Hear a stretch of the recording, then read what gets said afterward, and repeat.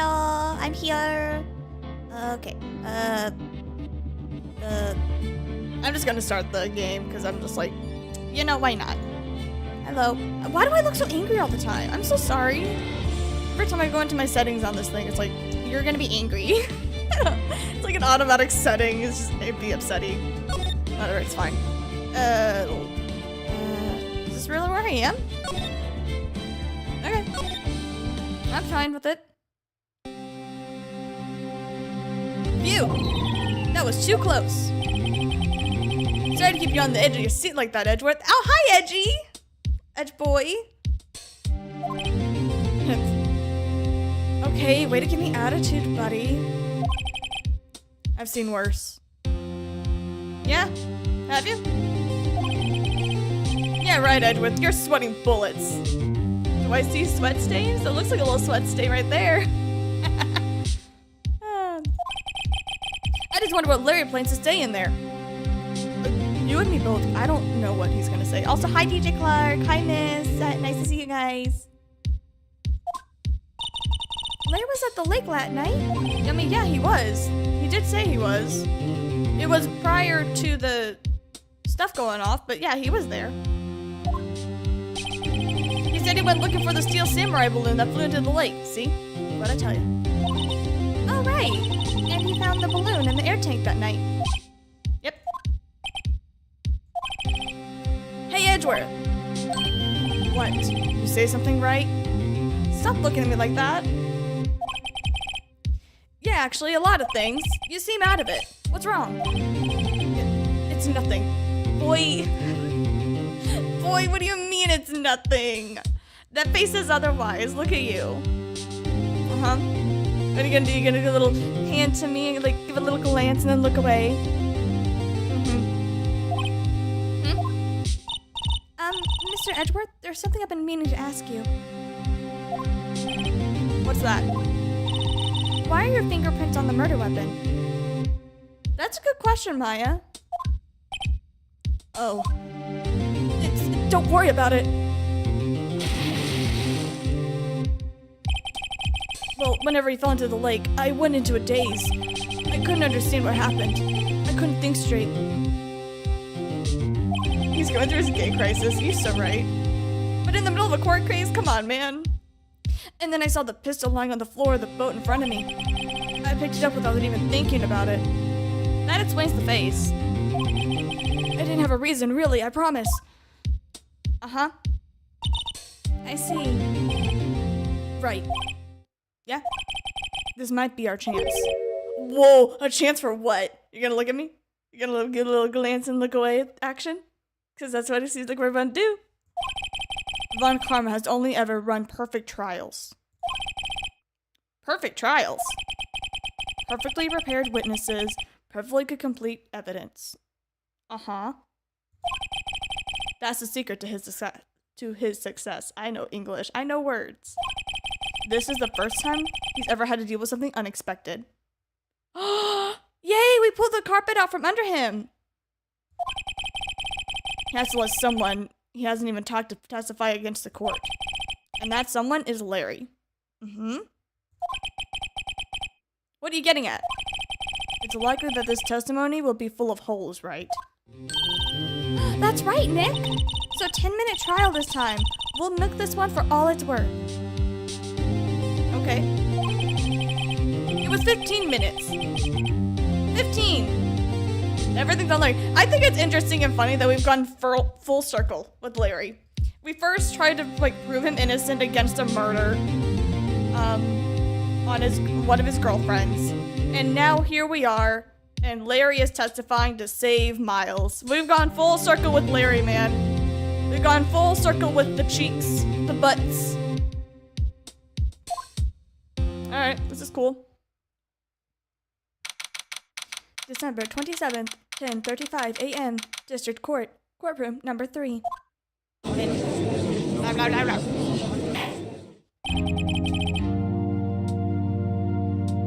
Court is now in session. Witness, please testify to the court about everything that you saw on the night of December 24th.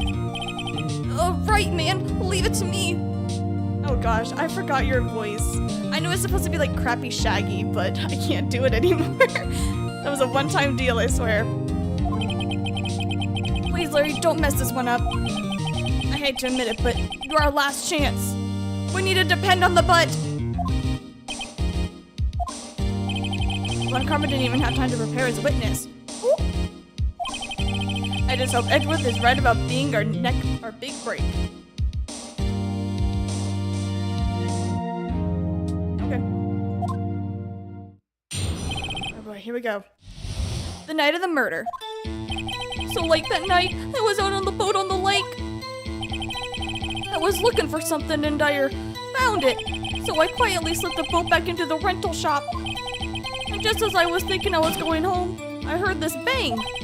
I looked out over the lake, but like I didn't see a boat. Oh. After I heard that single gunshot, I went home. Okay. That was an unusually vague testimony, even for this court. In any case, Mr. Wright, you may begin your cross-examination. Okay. Yes, Your Honor. What's wrong, Nick? It's Larry. I have no idea what he's going to say if I press him. Oh. Uh-oh. That's a good point. That's fair to be scared. Well, we've come this far. There's no way but to go forward, Nick. Reread Lotta's disposition.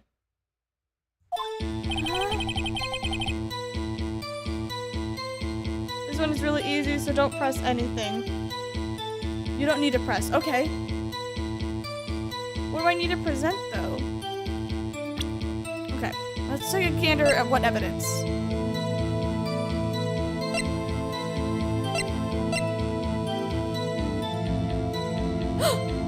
Oh! Here!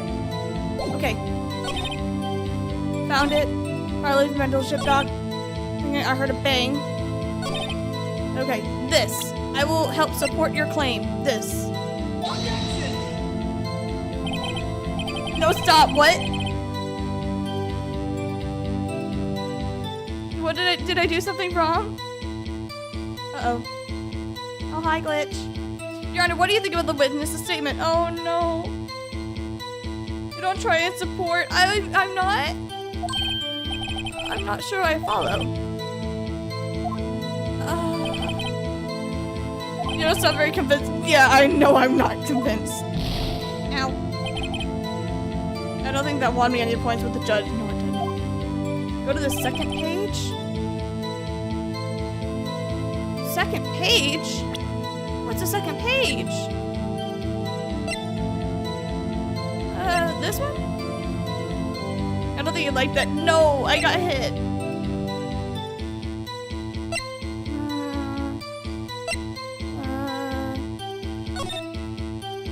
Nothing.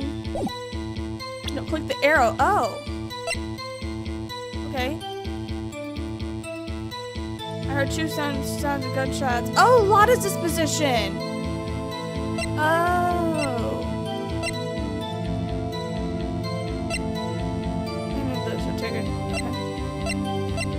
Okay. I'm going to present this. I'm gonna get hurt. No.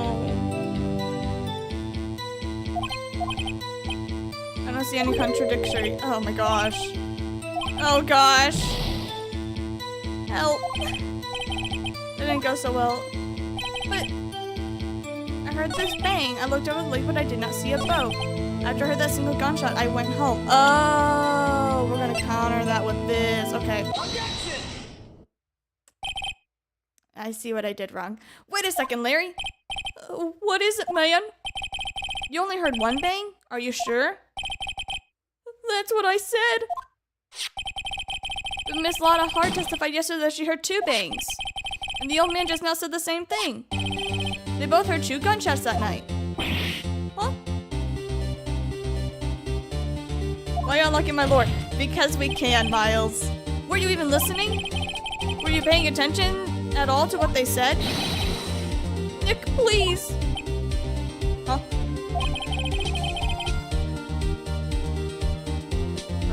happening? You know, something's been bothering me. I'm a witness, you see? I'm like a customer over here, so you get to treat me nice and stuff. What? That's okay.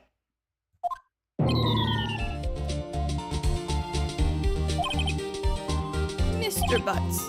Yes, sir? You only heard one gunshot. Are you sure? Well, I'll tell you the truth, I'm not really sure. Huh? How are you not sure? Hi, Dynamic. Hope you guys are feeling better. Yeah, well, I might have missed the other gunshot. I was listening to something else. Buddy. I was listening to my radio, dude, with my headphones. Are you kidding me?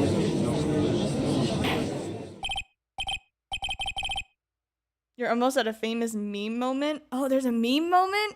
Other than the whole I have developed feelings? That's a meme? That's a meme that I know. But you're gonna tell me that this whole game is not a meme itself? Order and stop that booing. Mr. Butts, you are listening to the radio with your headphones. Yes, sir. So what, man? Is that a crime? I listen to my radio. Everybody listens to the radio. Like, what's the big deal, man? Your Butts is always changing. Mr. Von Karma, what is your opinion? Waste of time? I do not accept this witness, nor his shoddy testimony. Well, Mr. Wright, should we continue the testimony? Oh, no. Miss, should I continue? I'm thinking of continuing. What should I do? Help. Continue? Okay. I continue. I trust your judgment. Your Honor, please, allow the witness to continue his testimony. Nothing is more pitiful than a lawyer who doesn't know whenever he is lost. It's not that I've lost, buddy. Very well, Mr. Butts. Please give your testimony and be sure to include details like your radio. Right, ma'am. Like, leave it to me. I wouldn't if there were any way out of this. Man, his lies are not good. It's lonely like being alone on Christmas Eve. So that's why I was listening to All Request Show on the radio, you see? I was listening to like real loud booming like sound. I'm sure I heard that gunshot. I remember exactly what the DJ was saying whenever I heard it too. Hi, Squiggs! You were listening to the radio at high volume. Yeah, what's the big problem, man? Ain't a man listening to his radio in peace? I don't know what happens to his accent. His accent's going all over the place. His voice is changing so much. Larry's going through puberty while in court. Can a man listen to his radio in peace? Isn't this a free country? I truly believe Larry has no idea what the problem here is. Judge, can you believe a word that this witness is saying? What he heard was probably nothing more than a drumbeat from the radio. True enough, it is difficult to believe that this testimony is in fact real. Objection! Wait a minute, Your Honor. The witness said that he remembers exactly what the DJ said whenever he heard the gunshot. Excuse me? DJ? It's an announcer. The guy who says things on the radio? They're also known as a DJ. Anyway, what this means is that whenever he heard the sound, there was no music that was playing. The DJ only talks whenever it's between songs, so he could have heard the gunshot from the lake. I'd like to cross-examine the witness, Your Honor. Very well, Mr. Wright. I can't believe I'm continuing this charade.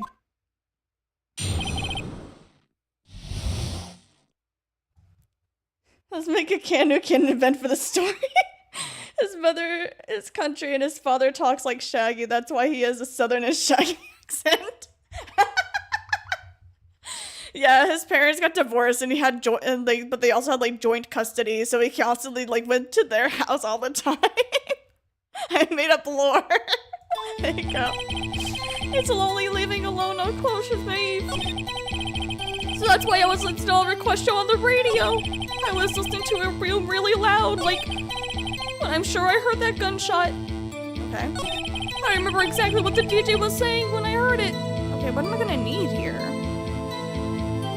Can I don't know if I can press him for that, but like I can press him about what he said on the radio. Press it? Okay. Can you specify? What did you say on the radio?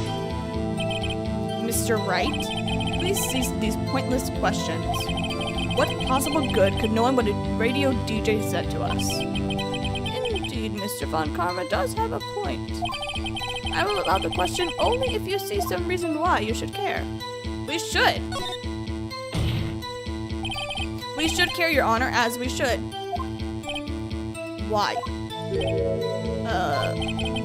How do you know if we don't ask? Very well. Mr. Butts, please testify to the court. What was it that the radio announcer said whenever you heard the gunshot? Like, she said, hey, it's almost Christmas. I heard the gunshot. This is the most ludicrous testimony I've ever heard, but there's only one gleaming ray of hope. I've got to press it until we get to the bottom of what happened. Okay. I was doing all in the video. I heard it very loud. So I heard the gunshot. I remember exactly what was in it.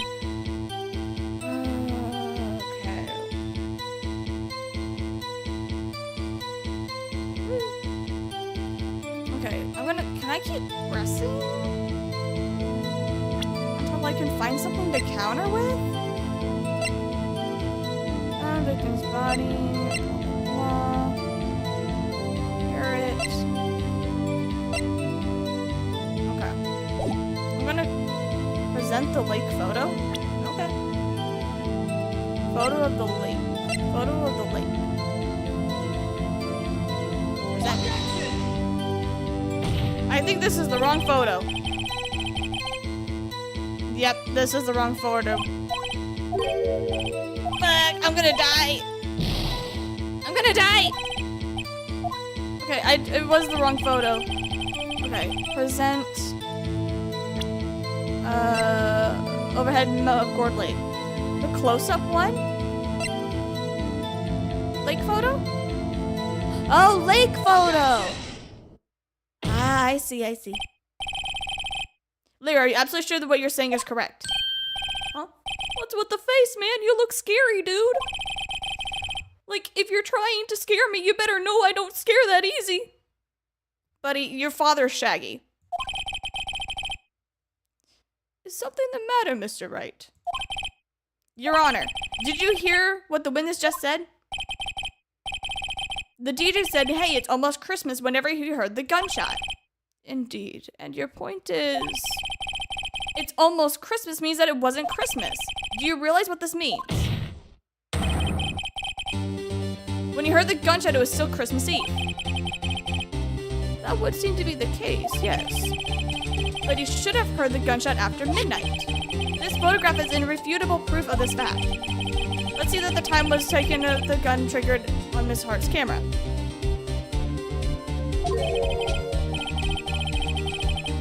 Minutes after midnight on Christmas. This is a clear contradiction, Your Honor. Order in the court. What does this mean, Mr. Wright? The two prior witnesses heard gunshots after midnight. However, this witness says he heard a gunshot before midnight. Judge, the answer is simple. The current witness is plainly mistaken. Just look at him. Suspicious. What? Well, Mr. Wright, what do you think about Mr. Butt's claim that he heard the gunshot before midnight?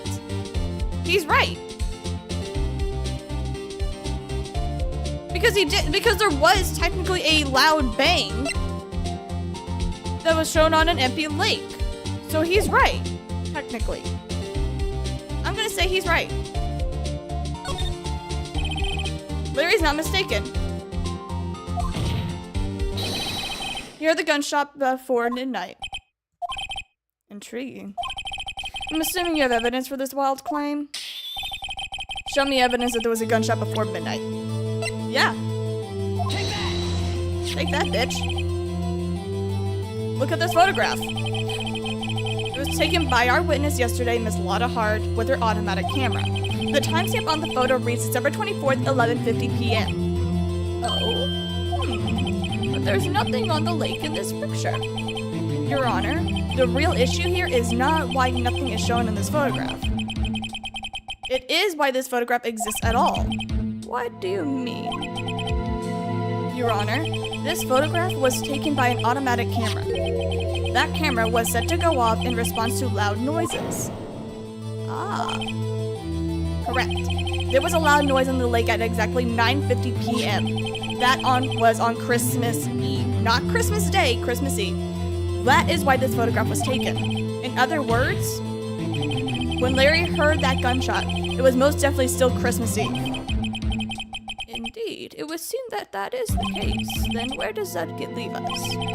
Miss Hart testified that she heard the gunshots after midnight. Are you claiming that she was mistaken? Not at all, Your Honor. It is the fact that the camera also triggered at 15 minutes after midnight. So, Your Honor, that night there were two sets of gunshots, with a 25-minute pause between them. Why would this be? Don't be fooled, Judge. That camera was set to respond to loud noises. Yes. There is no proof that the loud noise at 11:50 was in fact a gunshot. Why the witness could have sneezed, triggering the camera. Hey man, my nose was clear that night, man, I swear! Well, Mr. Wright, there's no turning back now. Can you prove that the loud noise at 11:50 was indeed a gunshot? Please show the court evidence if you have any. Oh no,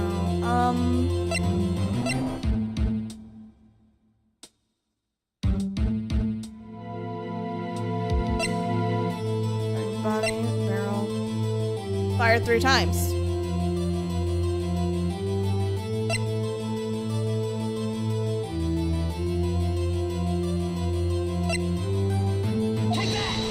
Am I gonna get hurt with this? Hi, Squigs. This is my evidence. The murder weapon. Something about this pistol was bothering me, okay? Both of the witnesses who testified yesterday heard 2 gunshots. However, the murder weapon was fired 3 times. Then, when was the last shot fired? Only now have I realized the truth. The 3rd shot was a shot Larry heard just before midnight. Order in the court now. That would make sense of the evidence that we have seen so far. However, this leaves me wondering what exactly did happen the night on the lake. Exactly. If this is true, there were 2 sets of gunshots separated by 25 minutes. One at 11:50, another 15 minutes after midnight. Why, I ask you, why? I better think of something quick. Wait a second. Gunshots separated by 25 minutes? Huh? What's wrong, Nick? I have it. I got it. Huh? Got what? Remember the case with the Steel Samurai? Yeah, of course I remember. The murder in this case had the same idea as the murderer in that case. What do you mean? Maya. Yeah? If we don't figure this out now, we will never overturn Edgeworth's guilty verdict. I've got a hunch, and I'm going to run with it, okay? Right. I mean, is this even safe? Safe? We've already gotten the guilty verdict, okay? We have nothing to lose here. You just watch and let me know if I say anything that sounds fishy, okay? Okay, Nick. Hi, Olive. Your Honor? Yes, Mr. Wright. The testimony just now has cleared up this entire case. What do you mean, Mr. Wright? Just. So you finally realized the truth. There can only be none other murderer than Niles Edgeworth himself. Wrong. Mr. Von Karma. The man was shot that night, but it wasn't Edgeworth who did the shooting. Listen, rookie. Take a deep breath and consider the facts. At the time of the murder, 1 boat was on that lake. This was shown by the witness's photograph. The defendant, Edgeworth, and the victim, Robert Hammond, were on that boat.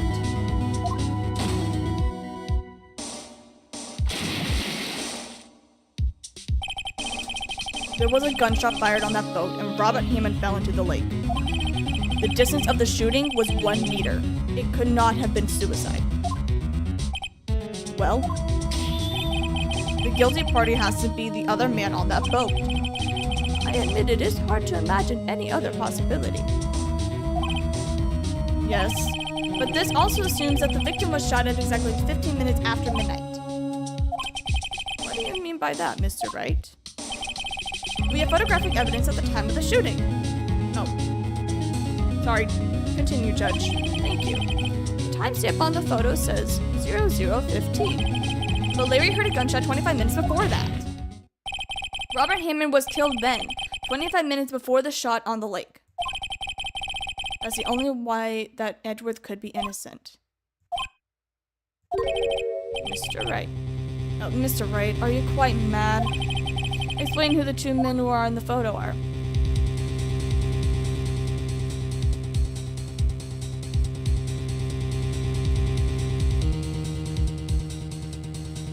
Edgeworth and the murderer.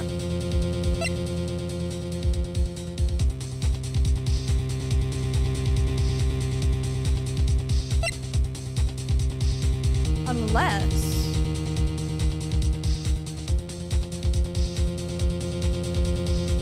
Who's Hammond again?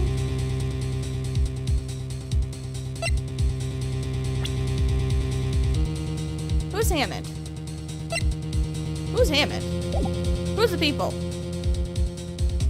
Hammond is the victim.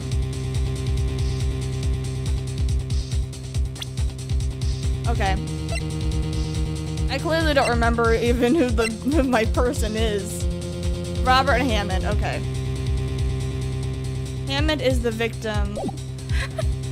So Edgeworth is supposed to be the victim.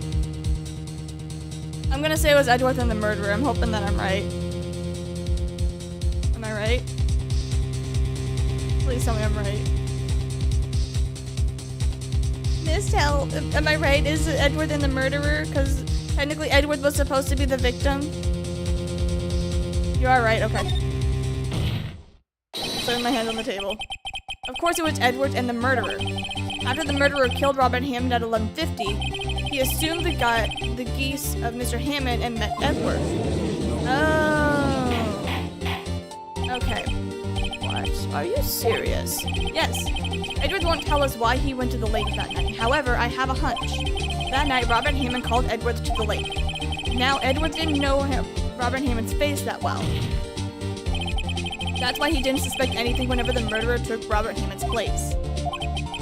I'm not sure what to make of all of this. Ludicrous. Mr. Wright, tell us the name of the murderer then. The murderer's name?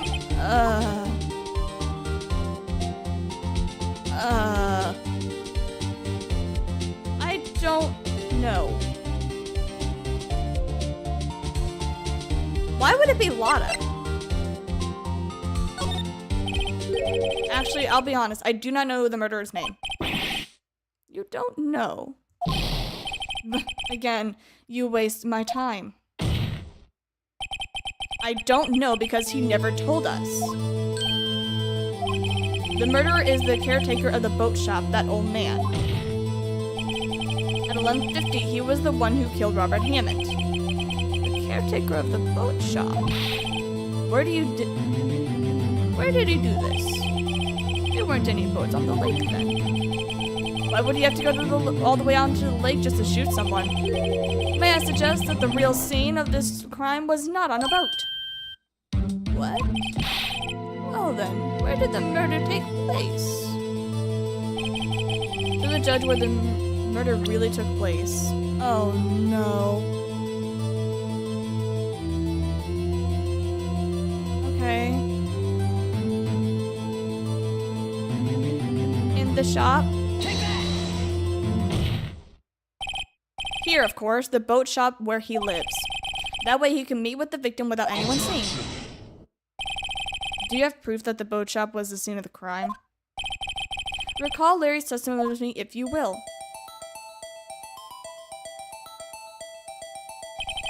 That night, he was out on the lake in his boat searching for something.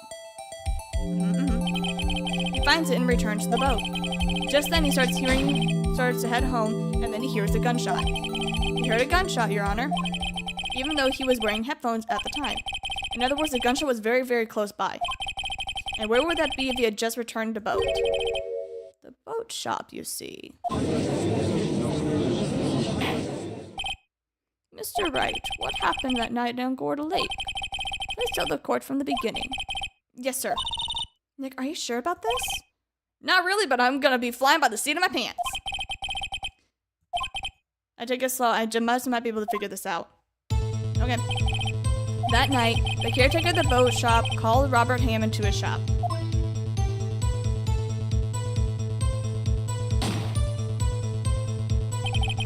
This is around 11:50. That was when the gunshot that Larry heard was fired. After that, the caretaker put on Robert Hammond's coat, and he became Robert Hammond. Then he got in the boat with Edgeworth and went out into the middle of the lake.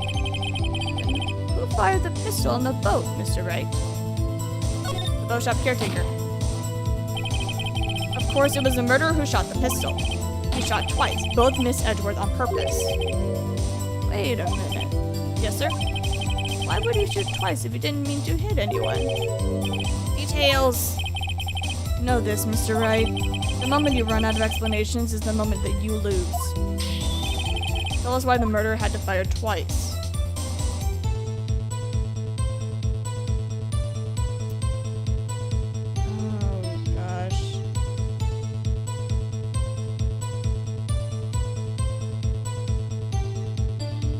I think it was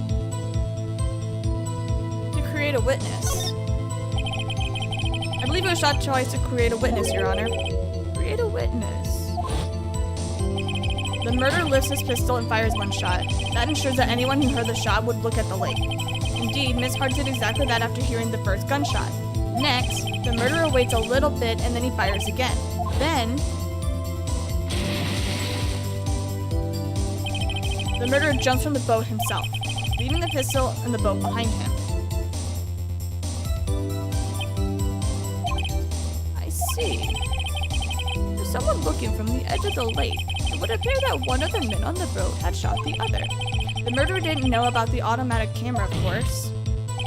That's why he shot twice to draw attention to the boat.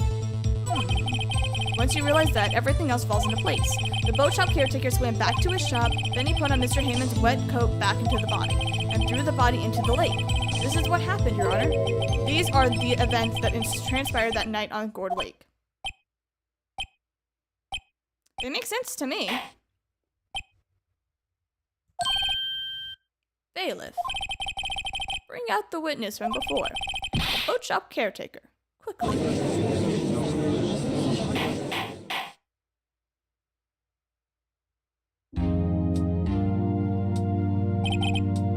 Very well. While we are waiting for the caretaker, I would like to ask the defendant, Miles Edgeworth, a few questions.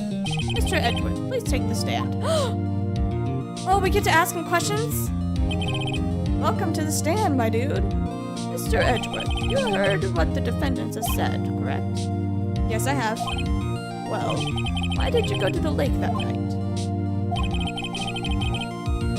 What Wright has said was mostly correct. Astonishing so, actually. Yes. Several days ago, I received a letter. The letter was signed Robert Hammond. He asked me to come to the boat shop by the lake at midnight on Christmas Eve, and he said that he had something very important to discuss with me. Something important? Sorry, I can't say what it was. Your Honor, sir. Bailiff, are you conducting a trial here? I ask that you remain quiet. The witness has disappeared, sir. He isn't in the boat shop either. Oh? Oh? What should I do, sir? Find him. Quickly, we can't allow him to get away. Oh?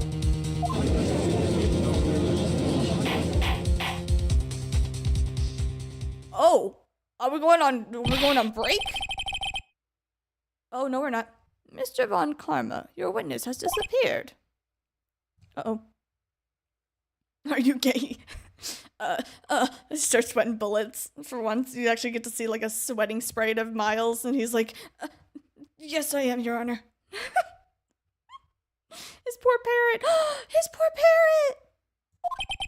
A search warrant has already been issued.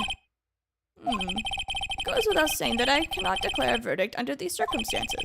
I will extend the trial until tomorrow, the final day allowed. Yes!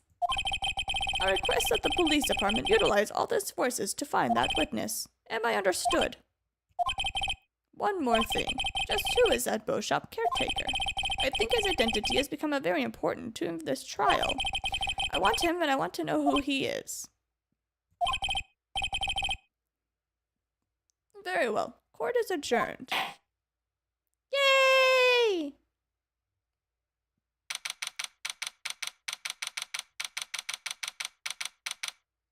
December 27th, 1:22 p.m. District Court. Defendant Lobby, number 2. Yay, Nick, you did it! We survived another day! Yeah, well, at least we got out from under that guilty verdict. And what about Larry? That was something else. Even Von Karma didn't know what to do with his testimony. He really helped us out. Sure, once I sifted through his unique testimony. Still, he did save us. I just wish our cases weren't so down to the wire all the time. I know what you mean. Sometimes I feel like it's us on trial instead of our clients. Hey, Edgeworth, why are you looking at me concerned?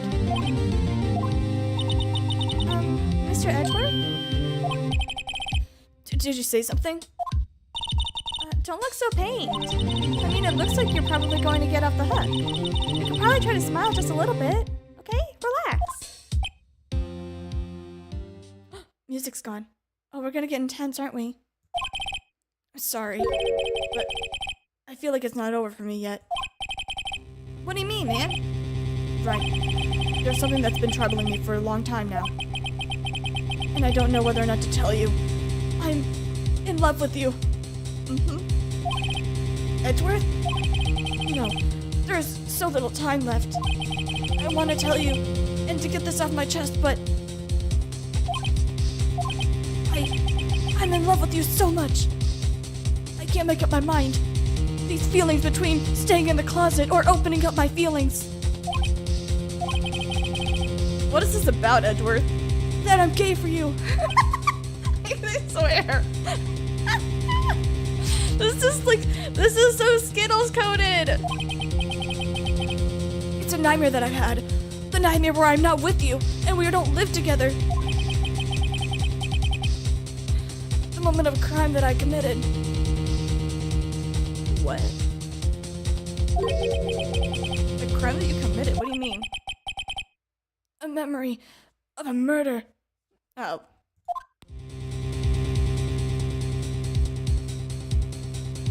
Oh, so this is the lore we're talking about.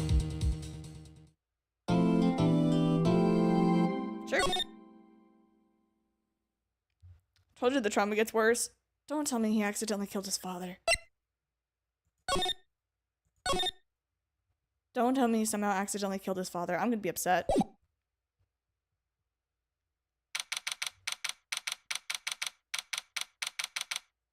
December 27th, 2:11 p.m. Wright & Co. Law Offices.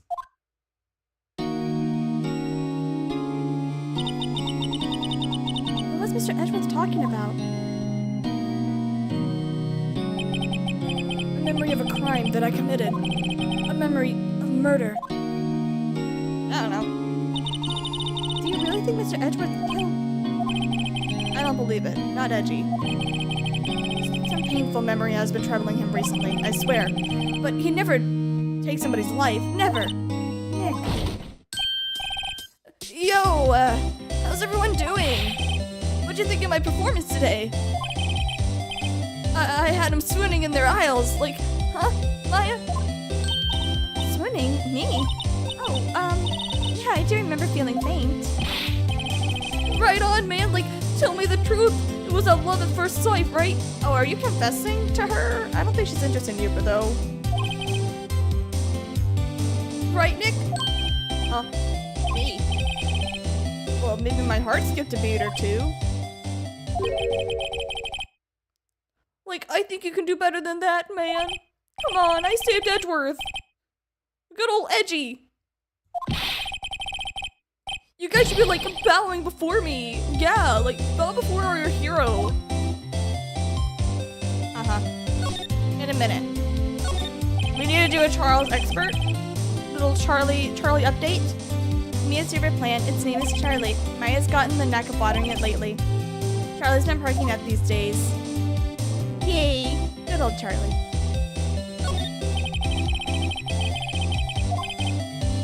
So I'm gonna branch outside the city. I can see the Bellboy.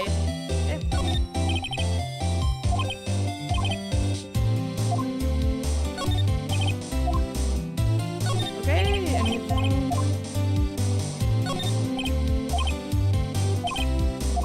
Alright. I guess I can talk to you about today's trial.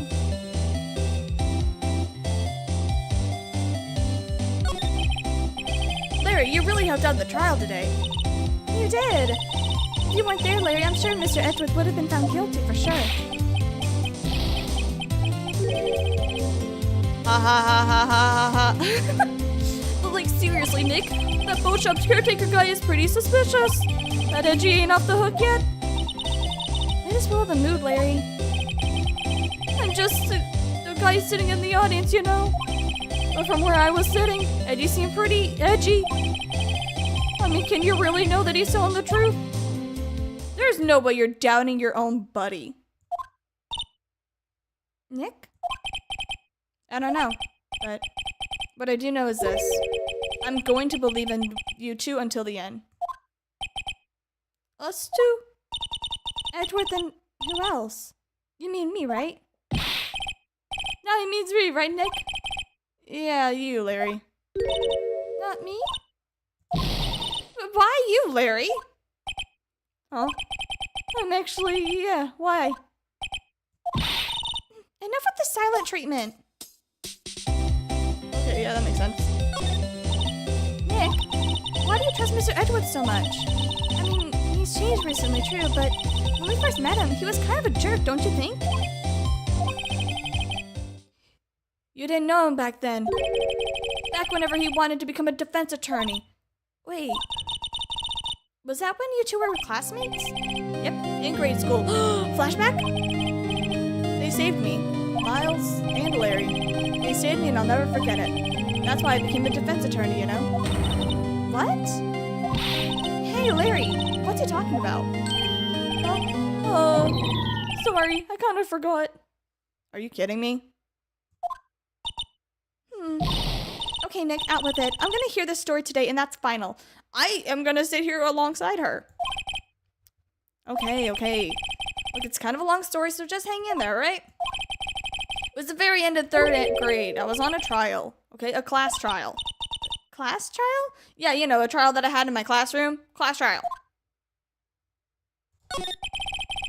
You remember, don't you, Larry? Spring into third grade? Our kid in our class got his lunch money stolen. Lunch money? Our school is really small, man. Anyway, every month kids would bring in an envelope with money with lunch from home. Oh, I see. Anyway, this kid's envelope disappeared, with $38 still inside. Oh yeah, now that you mention it, I do remember. I can see why you forget, though. You're out of school that day.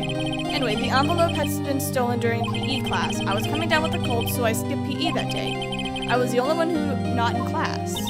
So, they thought you did it. Yes, of course. The kids thought that I should be put on a trial. A trial? So the next day we held a classroom trial with me as the defendant. Flashback to childhood! Yay! I didn't do it! Guilty, he did it! Guilty, it was you! Thief!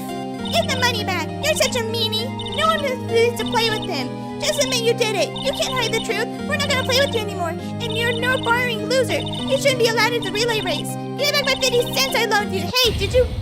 I don't know half of those words.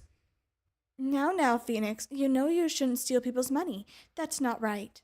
In the end, even the teacher thought I'd done it. Go over and apologize, Phoenix.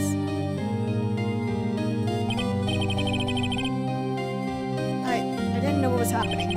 I was so sad I couldn't stop crying. Everyone was staring at me like I'd done it. I tried to apologize. I went to where the boy whose money had been stolen was sitting. that's when it happened. Objection! He shouldn't have to apologize. The only thing that belongs in this trial is evidence. Anything else has no place. You should all be ashamed. Amateurs. What kind of a kid knows the word amateur? Miles. Miles does. Oh, look at him in his little bow tie suit. It wasn't you who stole the money, was it? No. Then you shouldn't apologize. Everyone's been shouting that you did it, but no one has any proof. That's why, Your Honor, this boy is innocent.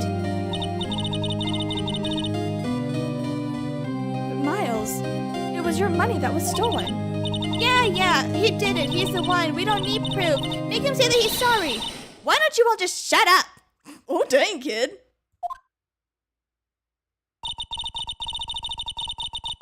This is always how it is. Everybody's ganging up and picking on one person. Just think about how he feels, man. Like he didn't do it, so he didn't do it.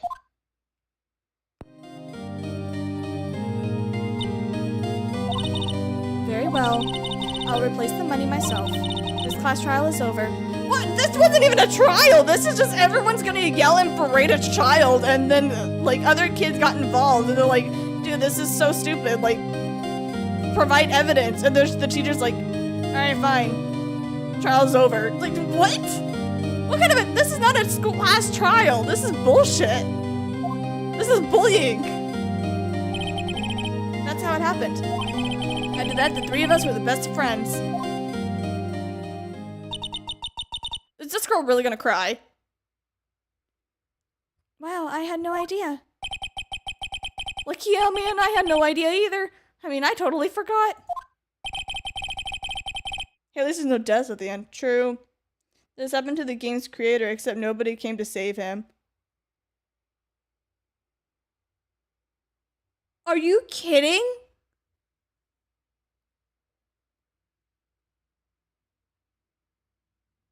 Oh my gosh! What kind of school is that? Where the teacher even is like, I'm gonna bully the kids? Oh my gosh. That's so fucked up. I think the reason why he wrote that was because, like, in an alternate universe, this actually happened. Well, good job, creator. You created an alternate universe where it happened. Good for you. That's when I learned what it meant to be alone. Truly alone, without a friend in the world. You did a good thing, Larry. Yeah, well, I was just lucky that I took the day off from school. Had I been there, it would have been thought that I'd done it. So I took the kind of personally, you see. That's true, he gets literally blamed for a lot of things. When something smells, it's usually the butts. Anyway, Edgeworth and I talked after class, and that's when I heard his father was a defense attorney. I remember his eyes would shine as he talked about his father. Oh no, we're gonna rub some extra salt on the wound! I'm gonna become a defense attorney, just like my dad. A famous defense attorney. Then a few months later, he suddenly transferred to another school. The DL6 incident. Right. Not sure, but the transfer probably had to deal with after his father's death. That's so sad. It was several years later whenever I heard about Edgeworth's name. There was an article about him in the newspaper. The headline was something like, "Dark Suspicions of a Demon Attorney." Fabricating evidence, manipulating testimonies, covering up facts. The article said he said do anything to get a guilty verdict. Literally anything. But why? What happened? I mean, he's not the Edgy that I used to know at all. That's what I thought too. I tried to get in touch with him. I don't know how many times I tried, but I did. He never replied. Guess he didn't want to see his old friends. He couldn't just drop it though. I wanted to meet him and to learn why he had to become who he became. That's whenever I decided. Wait, you don't mean that's why you became a defense attorney? To meet Edgeworth? Oh my gosh, is that really? Phoenix! Dude, you played the long game. This is like the long game of being like hearing about a streamer who's like tried to like raid somebody a stream, and whenever they did, they were expecting like this person to message them, and then and then that was how they would become friends. And this little game lasted 6 months before like, because she really wanted to be friends with this person, so she thought she would raid them on Twitch or something, and the person got raided by that person. Yeah, person 1 and person 2. Person 1 thought they could be friends with person 2, so they raided them, thinking that person 2 would talk to person 1 about the raid, and then they never did. And then person 2 always thought that person 1 hated them because person 1 never actually talked to person 2. Person 1 was actually like, I actually wanted to really be friends with them for a long time, but I was too afraid to, so I thought maybe if I did this, then person 2 would talk to me. And then that never happened until like literally they got put into a friend group together. With other people. And it was such a convoluted way to learn about how like everyone was friends with another friend. So they all became friends through that way, but it was like so complicated and like 10 different extra steps just for you to get the answer that you wanted. Phoenix did that exact same thing. He literally was, I'm gonna go become a defense attorney and study and become a defense attorney with all the work that I'm gonna put into it just for me to like meet my friend again. So what? In the words of Dan Avedon from Game Grumps, this is the only something you do for someone you're trying to marry. Facts. Oh my gosh, this is like 10 extra steps. I mean, this is kind of how my head works. I'll admit this is kind of how my brain thinks, but like, not like that. In court. Edgeworth believed in me, and I believed in him. He's in pain, and no one's on his side. Oh, Phoenix, being a little softy. I'm the only one who knows the real Edgeworth, man. I'm the only one who can help him. I am happily out of the closet. Whoa, Nick. So is that why you helped me out for free? Yeah. I helped you because I believed in you. Except I don't remember saying I'd do it for free. Oh, Nick. Nick, we have to save Edgeworth if it's the last thing that we do, okay? Right. Very well, maybe. Oh boy. First, there's that rental boat shop carrier, and we need to find out who or what he is. Who or what he is? He's a person. That's obvious. I'd settle for who. I guess I'm clearing out some of this evidence I no longer need.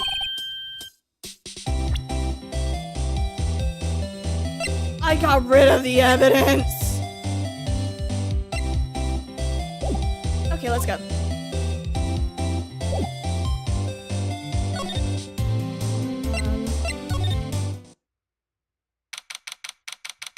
December 27th. Detention Center. Visitor's room. You don't need it anymore? How dare you say that? Hey, edgy boy. You look as grim as always. Mr. Edgeworth, I heard that story about the class trial. Class trial? What do you mean? You don't remember?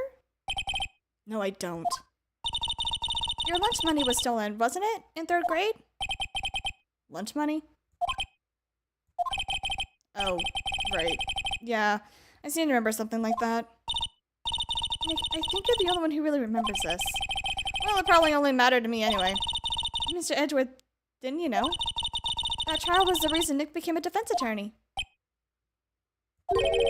Ridiculous. It's not. Gee, thanks. That being said, it does sound like the kind of thing that you do, though. Yeah, because you love me. You haven't changed a bit, have you, right? So simple. So faulty, even. Well, maybe, but I think you changed too much, Edgeworth. Little edgy boy. Perhaps. Aww.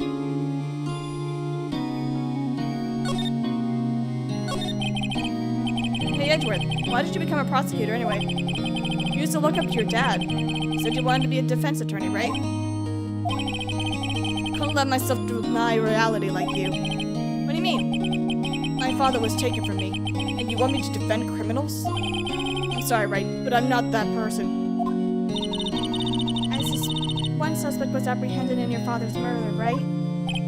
Yes, that man trapped in the elevator with my father. His name was Yanni Yogi. Okay. Yogi Bear, got it. He had to be the shooter, any way you look at it, yet he was found innocent. A defense attorney got him off the hook. That would be Robert Hammond. Uh-huh.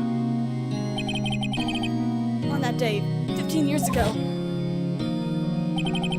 3 of us were trapped in that elevator for like 5 hours. We were rescued.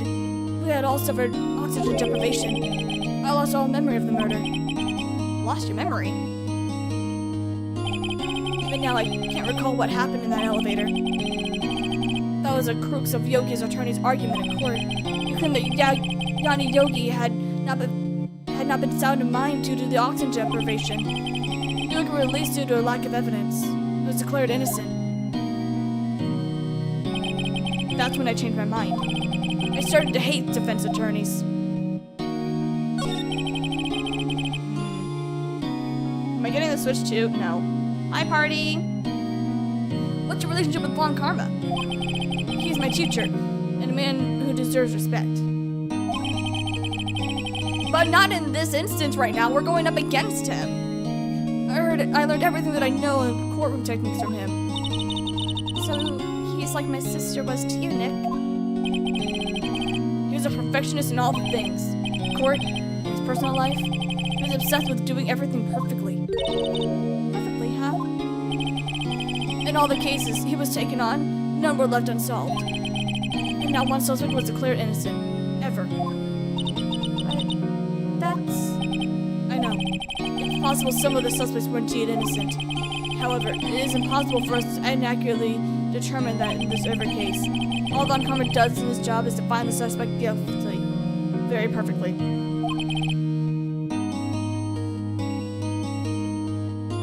In any case, it's nigh well impossible that we find a witness in him.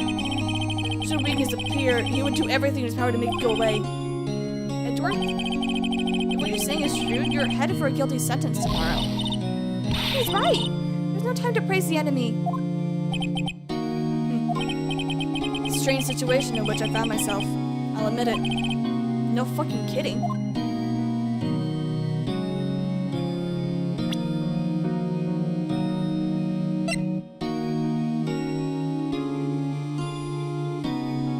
I can't present this to you.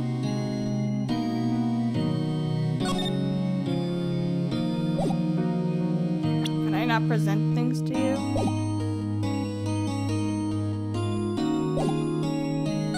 To cause you trauma. There's that case that changed my life. Tomorrow, on December 28th, its statute of limitations runs out. Tomorrow? Could that be a coincidence? But even if the case is finally closed on paper, it will never be erased from my memory. Never. Poor Mr. Edgeworth.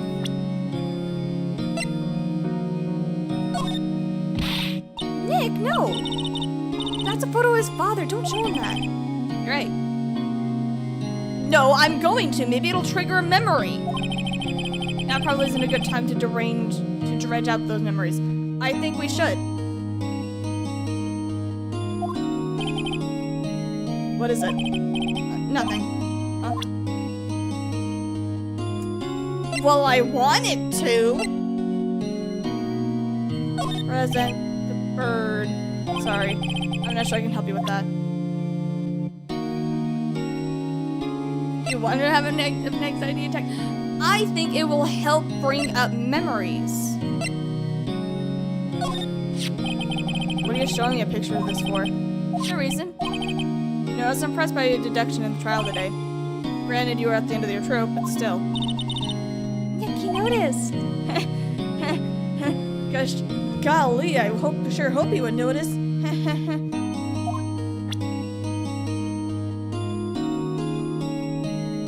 Showing you guys dead father, shame on you. It's not just this dead father, it's the whole murder scene. It's the crime itself. Yeah, you know what? You're right, that's probably not a good idea. Alright, I'm gonna leave. Thank you for your time, edgy boy. I'm gonna need to go... Let's go here. Go to Gourd Lake in a minute. December 27th, Police Department, Criminal Affairs. Looks like Detective Gumshoe's not back yet. Gumshoe? No, he won't be coming back today. Huh? Really? He said there was some guy that he had to arrest by tomorrow. The boat shop caretaker. He shouted something about catching him if it's the last thing I do, pal. Good luck, Gumshoe. Okay, I wanna see what he's doing. Is he one of the detectives? He's mumbling something to himself. Please, think about what you're doing, Jolinda. Don't take Tommy away from me. No! He must be doing an issue for nasty divorce argument. I love it. Good times. Okay, blah blah. You looking at anything? One of the chief does. He's glued to his computer. What? That's not possible. The world ended yesterday. He must be reading predictions for the future on someone's homepage. I love it.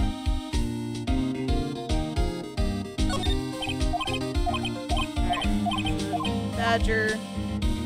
Still around. Girly Pop. Alright. I think that's everything.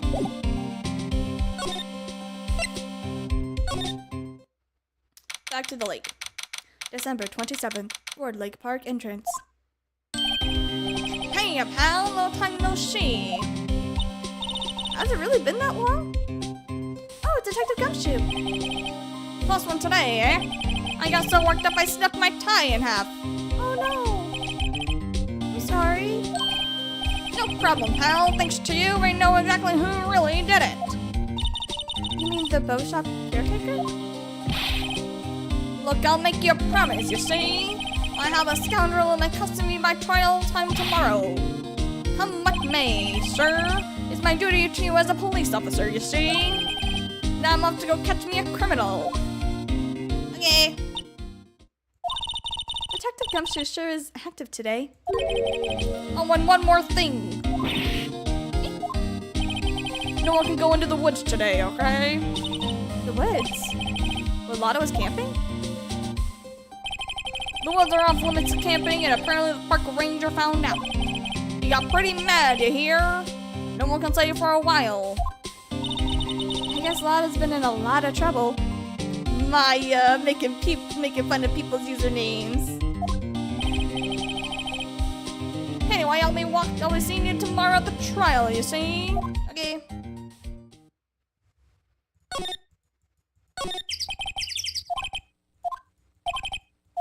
No waterfall. Still boring and poetic, and... Oh. Okay.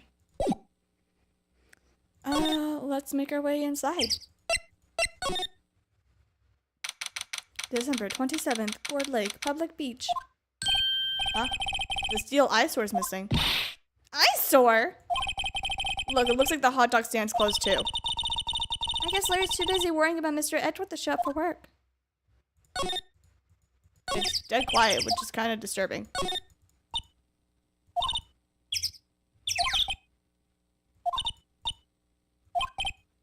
Me? You seem troubled. Trash, no trash. Well maintained. Nothing but the tree. The dogs. Saving Edgeworth. We owe him big time. Lake. I mean, everything that happened here turned out to be a lie. Gordy was a lie. The charges against Mr. Edgeworth were all lies. True. I mean, I'm glad the charges were all lies, but still. Yeah, it's called Lying Lake, is really what it needs to be called now. Left boat dogs, right exit. To the rental shop. December 27th, boat rental shop. That old caretaker got away. Yep. I never imagined he might be the real murderer. Ahem! I know that clearing of the throat anywhere. Ah, hello. What might you be doing here? Out for a walk, Grossberg, why are you here? Ah, the days of my youth, like the scent of fresh lemon, you see. Mr. Grossberg? This is no time for idle reminiscing. Mr. Edgeworth's trial ends tomorrow. That's true, yes. But from what I saw of today's trial, Edgeworth should be fine. Dude, he literally almost got declared guilty. Okay, I'm not so sure about that. Oh, what do you mean by that? Oh. Well, I'm not sure. If you find anything out, come to my office at once. I may be able to offer you some assistance. I was wondering whenever I would be able to see your office again. Thanks. Bye. What do you think Mr. Grossberg was doing here anyway? That's a good question. Who knows?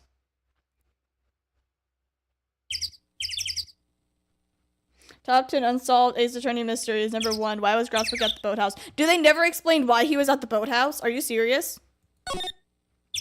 Oh, if they never explain why, that's so suspicious.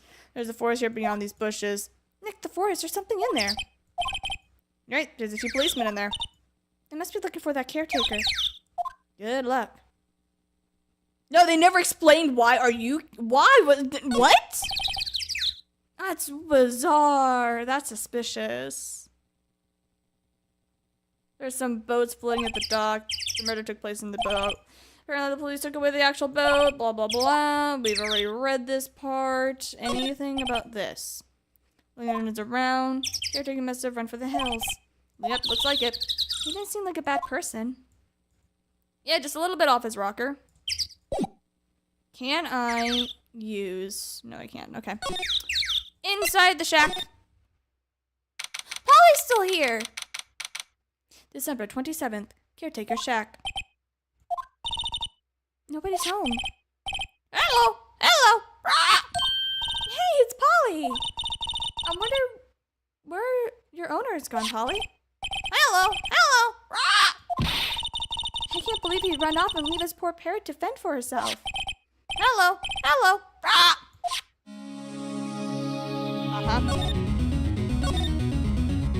Looks like he uses kitchen much, you're right. I guess the whole pasta recipe thing was a lie. You thought he was telling the truth? Man's not right in the head. Everything's cold, looks like he didn't turn his heater on. He hasn't been back here since the trial. Okay. Ah! What's wrong? Huh? Oh, never mind. Tell me. Just when I saw the TV, I remembered. They're showing a Pink Princess special this week. Are you kidding me right now? You're thinking about TV shows whenever we have a trial tomorrow? Come on, girly pop. See, that's why I didn't want to tell you. No clues? What do you mean, no clues? Pigeon pole, gumshoe, do you think the caretaker would mind? Well, we can just leave him the metal detector in exchange. Better not. Reminds me, Nick. Holly here knows the number to the safe, right? Yeah, that's right. Holly, what's the number for the safe? 1228. Let's open it, Nick. Come on. I'm sure there isn't any money in there. Aw, but hey, he keeps it locked, right? There must be something of value in there. I'm not sure. Okay, let's see what's in there. All right, go for it. The only thing in here is a letter. Letter? Oh, boring. There's no name or signature on this thing. It's handwritten in very precise, clear letters. Get your revenge on Miles Edgeworth. What?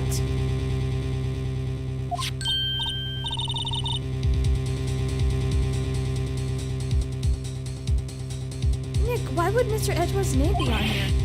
How the fuck should I know, okay? I'm gonna read the whole thing. Yep.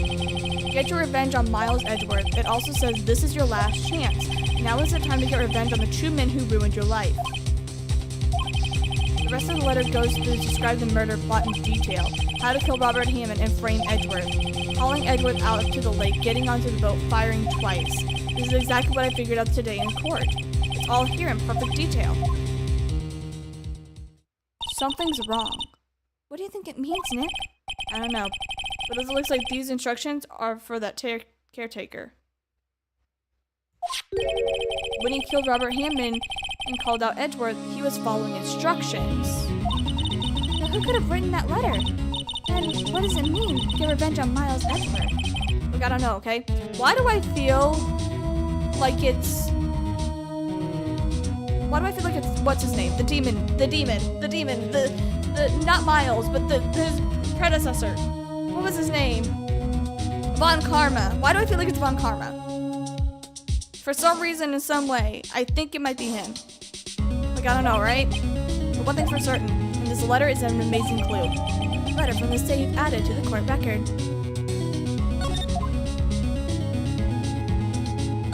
Oh, I feel like there is. I feel like it's Von Karma.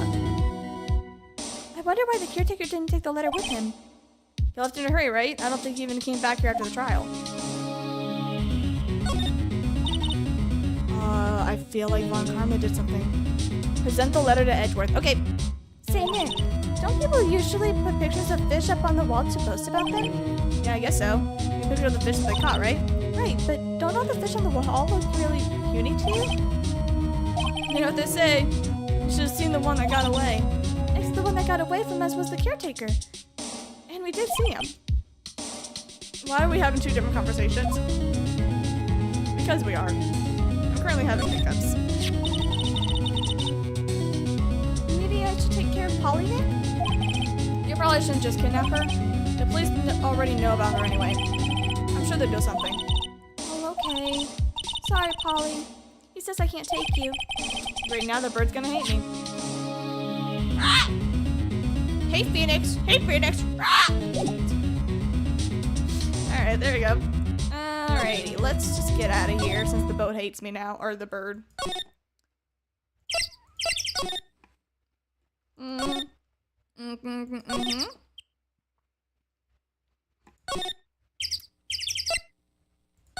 Time for me to cry. Are we getting into sad lore now?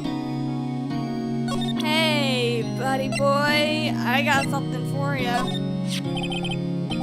Edgeworth, do you see this letter?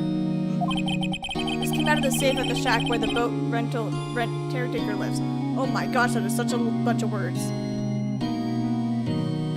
This came out of the safe in the shack where that boat rental guy, the caretaker, yeah, that's where he lives.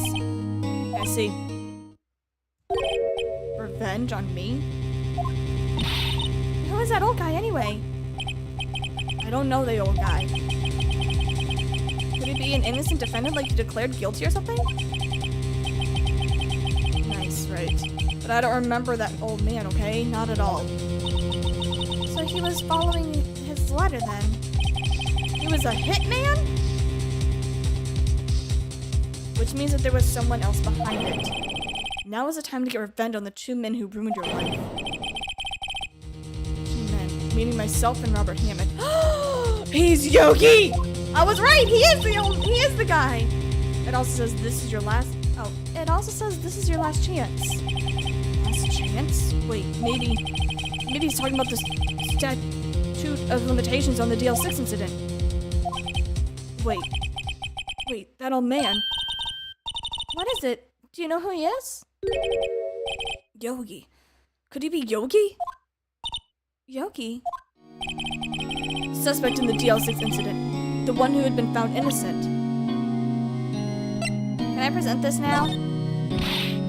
No? Okay.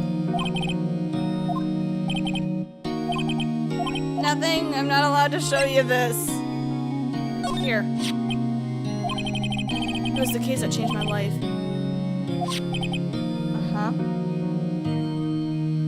I totally didn't know that beforehand. I literally predicted that.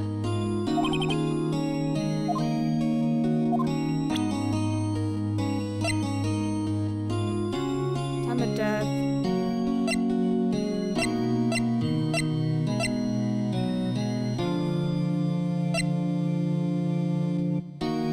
Can I use this? Yeah, they did make it kind of obvious. Yeah. I'm sure I can help you with that. Well, maybe you can. Well, now we're gonna make you, now that we've made you sad. Oh, we can talk now? Oh, sorry. Continue with your conversation that I completely forgot to do. I forgot you can talk to people. Anyway, keep going. Yanni Yogi was a court bailiff at the time. We just happened to be in an elevator together 15 years ago. Earthquake! The quake was incredibly strong. Before I knew it, everything was dark. We were in there for so long. It felt like forever. The air thinned and darkness closed in on us in that little box. It became unsettled. Help! I can't breathe! Quiet! I said quiet. You're not making this any easier. I want to get out. Help! Get us out! Don't shout. Just use up more oxygen.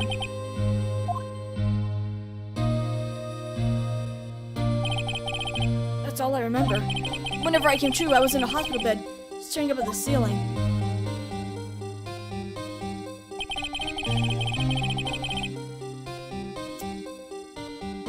I can understand a fear of elevators. I also get a little bit anxious whenever I'm in an elevator. In court, Yanni Yogi's mental condition was called into question. They claimed that the oxygen deprivation and stress caused temporary insanity. In the end, the claim passed the court, and Yogi was found innocent. Huh, but isn't that strange? This letter tells him to get revenge on Edgeworth. Why would he want to take revenge on you? Right. Yeah? There's something that's been troubling me since these last few days. And I'm finally gonna come out of the closet. I didn't know whether I should tell you or not, but I've been in love with you since 3rd grade. You mean the nightmare?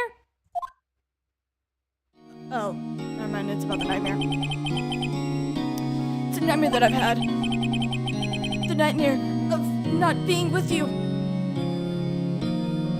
It was a memory of a crime that I committed. A crime you committed? A memory of a murder. I think the time's come to tell you. I'm in love with you. Come on, just admit it. Just admit it. The tension is so strong. I can taste the Skittles from the freaking air. I can literally take my tongue out and I can taste the Skittles. Okay, just admit it. For the last 15 years, I've had the same dream for almost every night. I wake up in a fearful sweat every time. What kind of dream is it? It's a dream about my father's killing.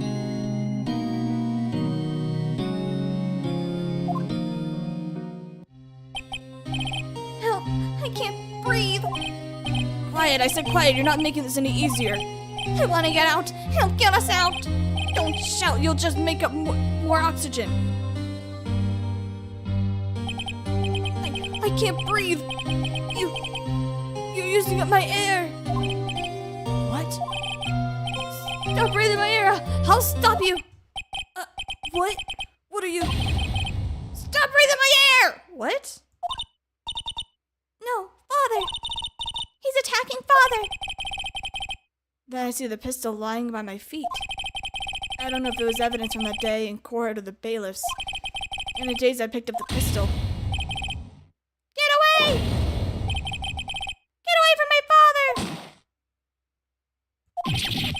Ugh.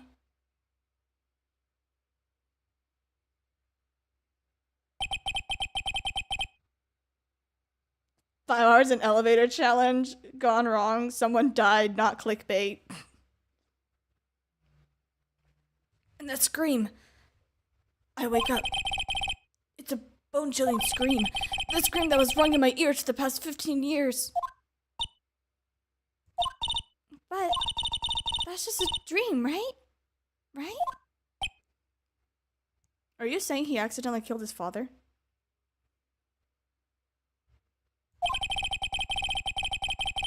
I thought it was the only thing that kept me sane for the last 15 years. But what if I'm wrong? What if it's real? They say that sometimes people shut out memories in self-defense. That's true. Maybe it was I who killed my father. What? If you think about it that way, this letter makes sense. Get revenge on Miles Edgeworth. If you think about it, Yogi was really innocent. That's why he wanted revenge against me. Wait, Edgeworth, do you really mean? It was me. I was the true criminal of the DL6 incident. I shot my father. Uh-huh. What are we gonna do, Nick? What can we do? I don't know. I don't really think there's anything we can do, though, like it or not. If there's someone else who knows a lot about the DL6 incident, maybe... We do, though! There is, Nick. There is someone else who knows about the DL6 incident. I'll leave you alone, buddy.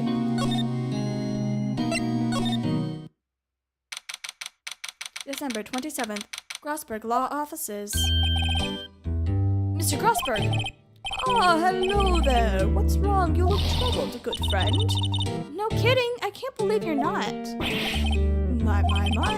Just calm down and tell me what happened, It's Mr. Edgeworth. He...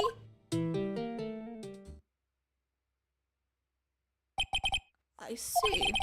So Edgeworth dreamt that he shot his own father. It's only a dream, right? Only a dream? I wonder. What?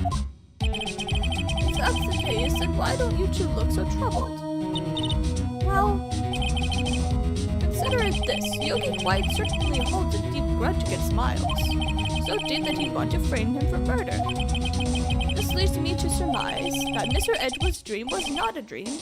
It was real. Oh no! As you imagined. Miles Edgeworth threw the pistol to save his father. The pistol fired. The deed was done. I had that theory, but I'm like, no. Why? No.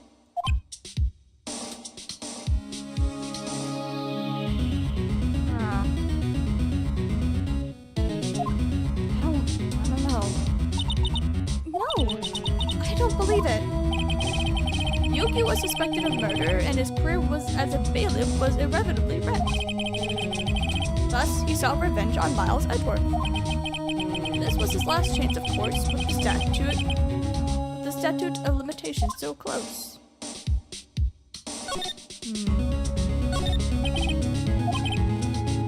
It was technically an accident, though.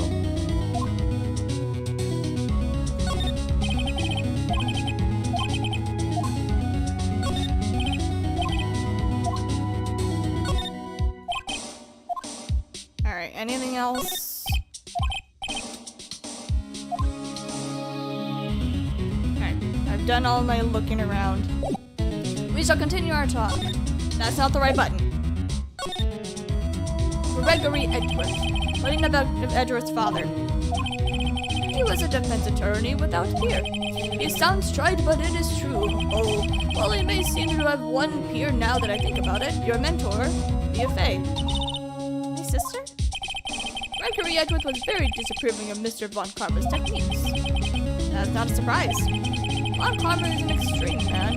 Forged testimonies and evidence are nothing to him. The result, he has a perfect win record in court. To beat him, Gregory Edgeworth tried to call attention to his methods. And he lost. He died in despair, as it were. I see. When Gregory Edgeworth was killed, the police called in a spirit meeting. That was your mother, Misty Fey. Flashback? I am Gregory Edgeworth. I have been killed. The one who shot me was the bailiff, Yanni Yogi. Yet Yogi was found innocent. That's when my mother left us. Everyone called her a fraud. That's right. Everyone thought she was, you see. Yet, now that I think about it, it seems the one who lied was Gregory Edgeworth's ghost. Gregory Edgeworth must have known who shot him. I don't believe that. So you're saying he falsified his own testimony? That Edward's dad actually lied to protect his own son? It is only a possibility, mind you. Okay, Maya, I don't mean to be rude. Can we channel Gregory Edgeworth? Can we, like, have a retrial about this situation? And you try to channel Gregory? And we try to do a very calm and casual, can we please say it was this man for sure? That would be fantastic. Thank you. A possibility nonetheless.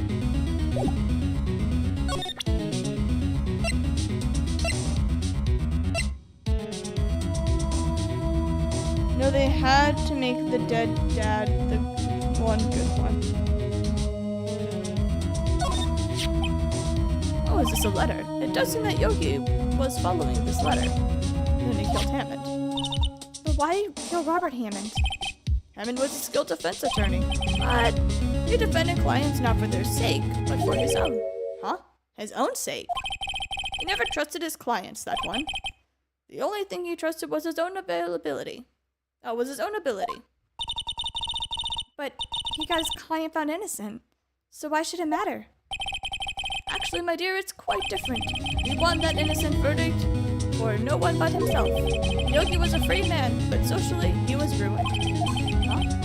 You'll understand soon enough, my boy. Wait, what is it? It's a letter.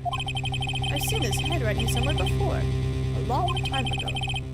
Whose handwriting was this? Do you have any idea who wrote this? I think it's this.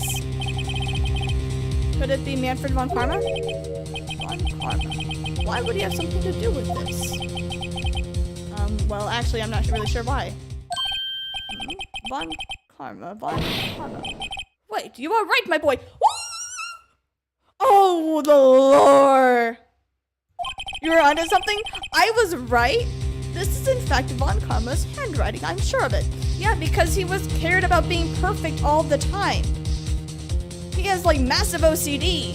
So it made sense because it said that the handwriting was super neat and organized. So it makes sense. I used to see it all the time on court reports. What? But that means the one who told Mr. Yogi to kill was... Correct. Manfred von Karma himself. What does this mean? Why would Von Karma want to frame Edgeworth? You haven't even seen the start of it? Oh, this is gonna be wild. Talk, but what about the case? Well, it is a completion not one but two trials, all thanks to strict limitations. However, I'm afraid the damage to the DL6 sensor has never been seized. Oh, it's not. No, I'm not done leaving. We're not leaving. We're coming back. We're going to talk to you about the prosecutor. If it is truly Von Karma who wrote this letter, then he would know the truth. He would know that Miles Edgeworth had accidentally killed his own father. He'll say as much tomorrow in court, I should think. He'll press the point until the court finds Miles Edgeworth guilty. Oh no. Now, how could Von Karma know about Mr. Edgeworth's past like that? Even Mr. Edgeworth thought it was just a nightmare. That I don't know. Are you lying to me? I do know that Von Karma is both persistent and a perfectionist. He may be seeking to satisfy a grudge against Gregory Edgeworth by hurting his son. What do you mean? It was 15 years ago. Von Karma met Gregory Edgeworth in court. Von Karma did win, but he didn't make it through the trial unscarred. Oh! What happened in the trial between Edgeworth's father and Von Karma? Von Karma got the guilty verdict that he wanted. He won the trial, but Gregory Edgeworth accused Von Karma of faulty evidence. Oh? He thought, and though he lost the trial, Mr. Edgeworth's accusation stood. Faulty evidence? It was the only penalty Von Karma has ever received in his career as a prosecutor. Oh! And later in the game, you learn more about the trial. Oh my gosh! This is fantastic! This is tea! I'm getting my sweet tea out for this. Oh my gosh, this is incredible. Gregory Edgeworth dealt a blow to his perfect trial record. Wow. It must have been quite a shock for Von Karma. He took a vacation for several months after that, you see. Suspicious. Vacation, huh? Yes, an unusual event for the man. That was the first and the last vacation that he has taken in his many years of prosecuting. Really? He doesn't take vacations? Like, go to the sea or, like, to the mountains or anything? Don't tell me he's never been to Europe. He has strange ideas about vacations. But honestly, those are some pretty good vacations. In any case, that was the only time he took a vacation from work. I believe the penalty upset him quite a lot. Odd. He wanted to keep his perfect record so badly. Why would he take such a long vacation? What do we do now? What do we do, Nick? Mom, Carmen's gonna be bringing up DL6. You can bet on that. What if Mr. Edgeworth pleads guilty to DL6? I won't let him. Yes, Mr. Wright. I hate to say this, but even accidental murder is still murder, you know? I know, but I believe in Edward's innocence, okay? I can't believe that he would kill somebody, accident or not. But Nick, Mr. Edgeworth admits it himself. His father must have lied to protect him from beyond the grave. I don't care. I know he's not guilty. Mr. Wright, if you say so, I suppose I should go check again. The police files might hold something of interest. Mr. Crossberg. Oh, thank you, Mr. Crossberg. I can't promise anything, though. In fact, I think the chances of finding something are quite slim. I understand, but any little bit can help. Police material, though, huh? Alright.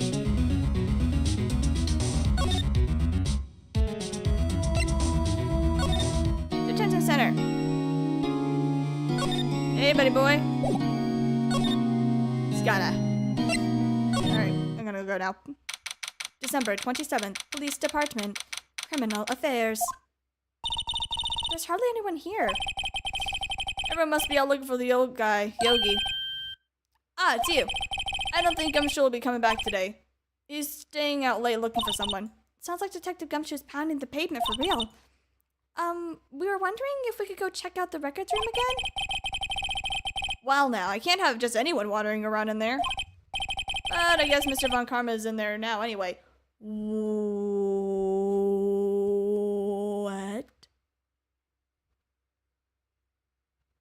Why is he in there?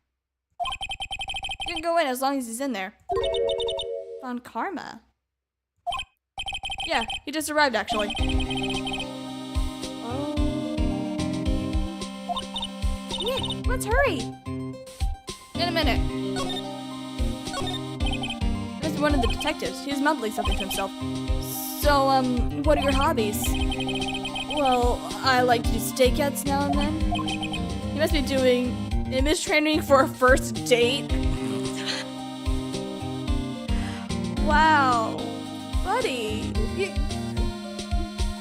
Why are you doing image training for a first date? Did you get asked out? Oh, that's super cute. Right, nothing else is new, but that's interesting.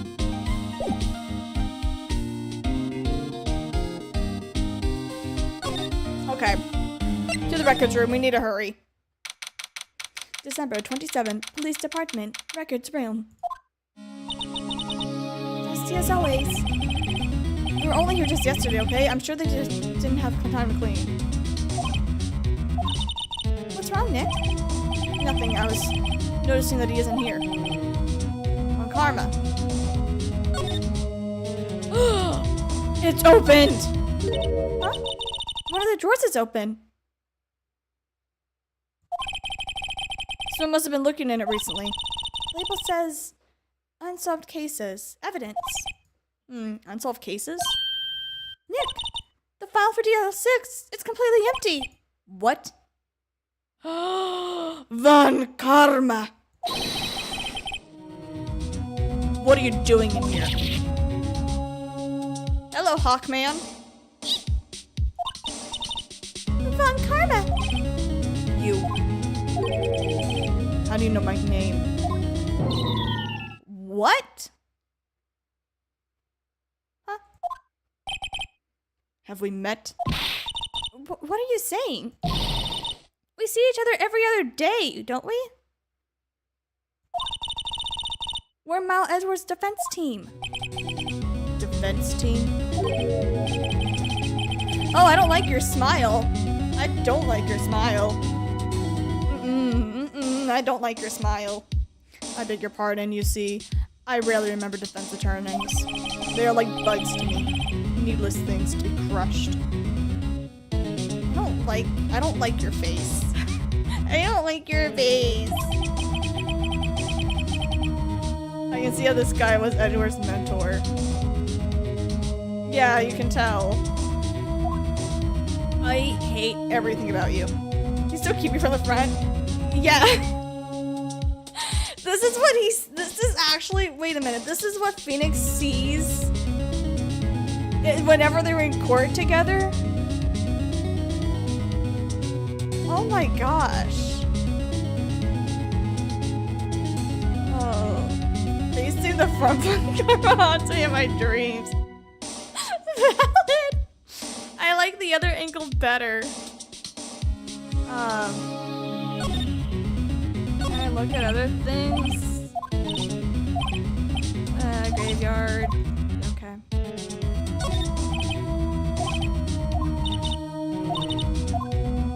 Getting dust everywhere. Oh, fuck. I'm gonna get my clues. Locked.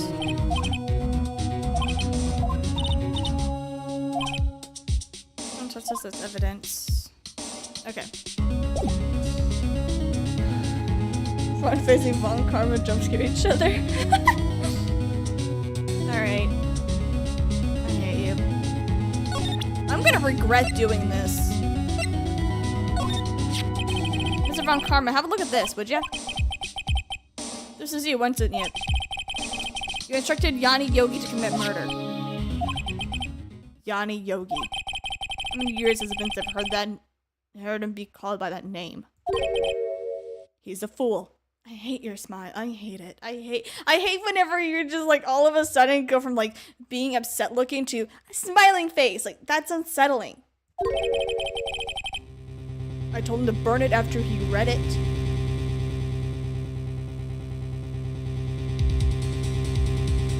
Oh, you just caught yourself red-handed, Buster.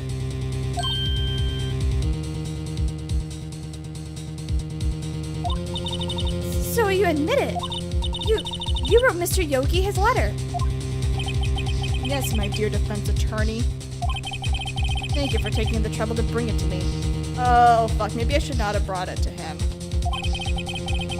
It saved me a lot of needless hassle. What? Nick! What is that thing? That's a taser! It's a stun gun for self-defense, usually. I prefer this angle whenever he's slightly cocked to the side. I still don't like this. Indeed.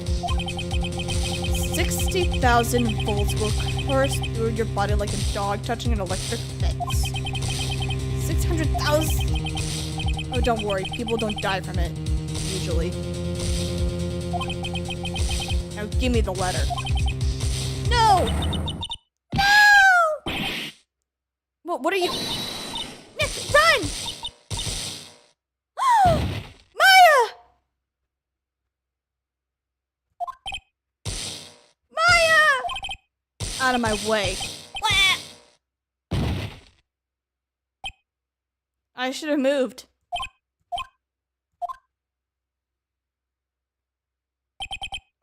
Ugh, he got us.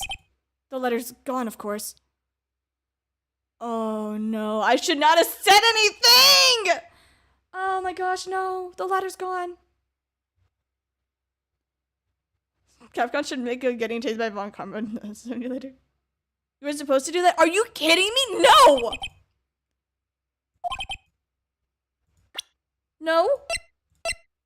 No, it actually is gone. I still have this. I still have the case file. Wait, Maya jumped first. Maya, is she okay? Maya! Maya? Maya, open your eyes. Maya? Maya, please wake up. Maya. Water. Did he take it? Yeah, he did. Are you okay, though? I couldn't stop him. I jumped as fast as I could, but one shot from that thing knocked me out cold. I'm useless. I'm no good as a lawyer, or even as a medium. I can't even call my sister. Not even now, whenever we need her the most. I wish I hadn't woken up at all. Maya! Don't do it. Look, sweetheart. People have problems. People have their off days or an off week. But that doesn't mean anything. You're still gonna have a good turnaround day. And you've been of great use and of great help to us, especially during the trials, because you even intervened and got yourself in trouble to help us get this case correct. So don't you dare be being hard on yourself right now, okay? Maya!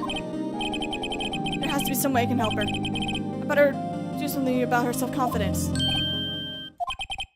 Maya, she's holding something.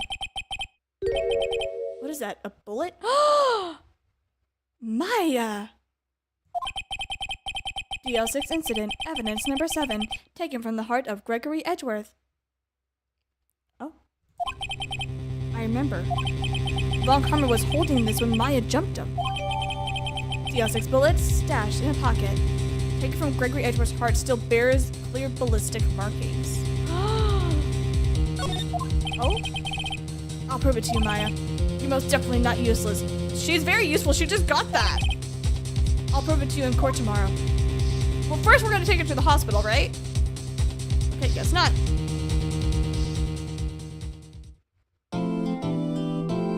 Take your progress. Yes.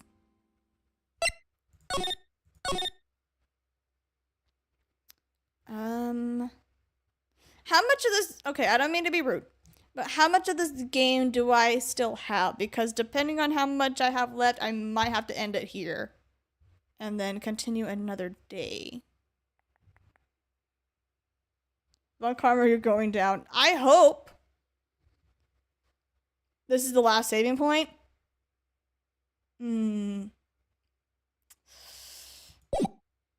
Is there another case after this?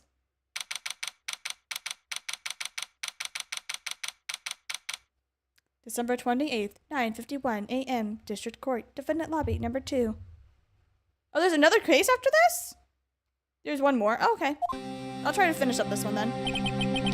This is it, Judgment Day. Alright, let's do it. Today, things are gonna get settled at last. A lot of things. What's the big idea, man? Sorry, Nick. I only touched your shoulder. I guess the shock hasn't worn off from my run-in with the stun gun yesterday. Damn, girl.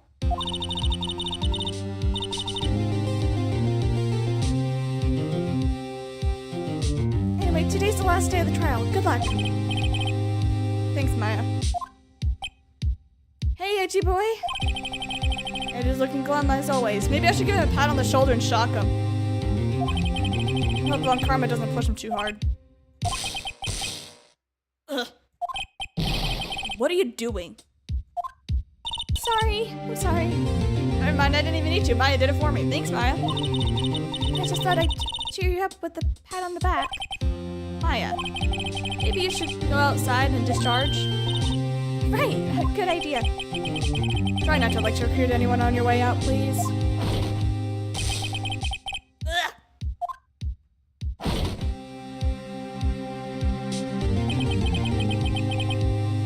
What's gotten in that girl? Electricity. What's gotten into that girl, huh? Electricity did. Detective Gumshoe. Morning. Mr. Edgeworth. Morning. How'd it going, detective? Have no fear, for I have promised I have captured our runaway caretaker. I just brought him in. Took all night, pal. Detective Gumshoe. You must be tired. Actually, after that shock I got in the way, I feel pretty good, Shane. Luke says he's forgotten his own name. But that has to be a lie. Why would he want revenge on Edgeworth if he couldn't remember his past? He does remember, and I'm going to prove it. Oh boy, here we go. December 28th, 10 a.m., District Court, courtroom number 3.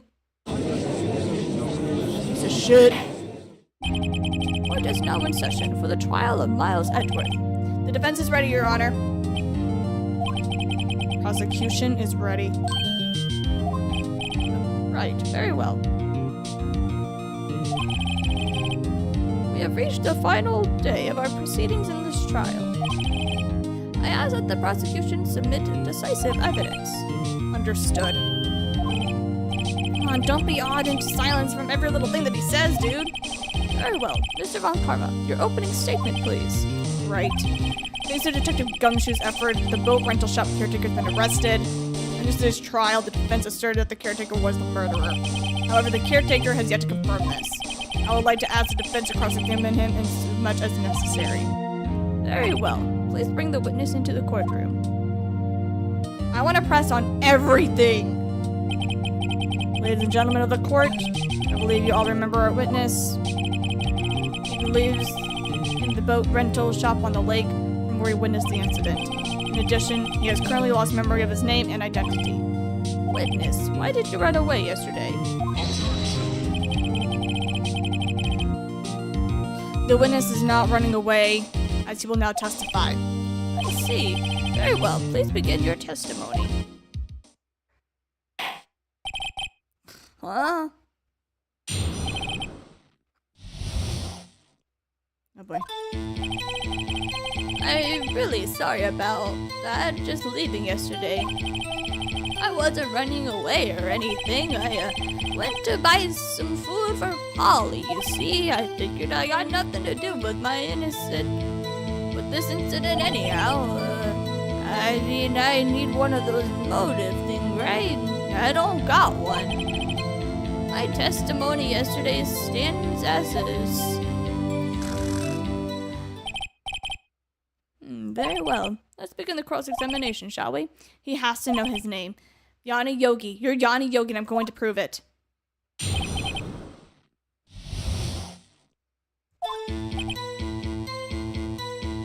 Press the last 3 things.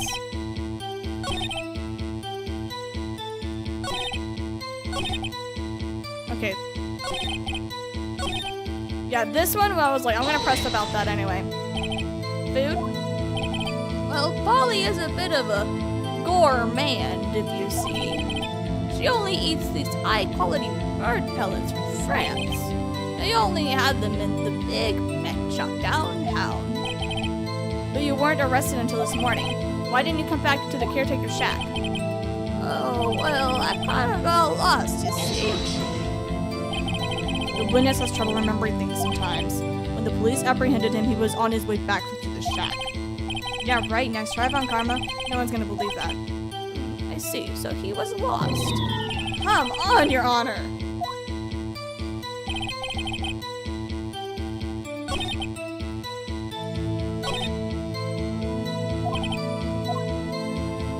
Let me do my job.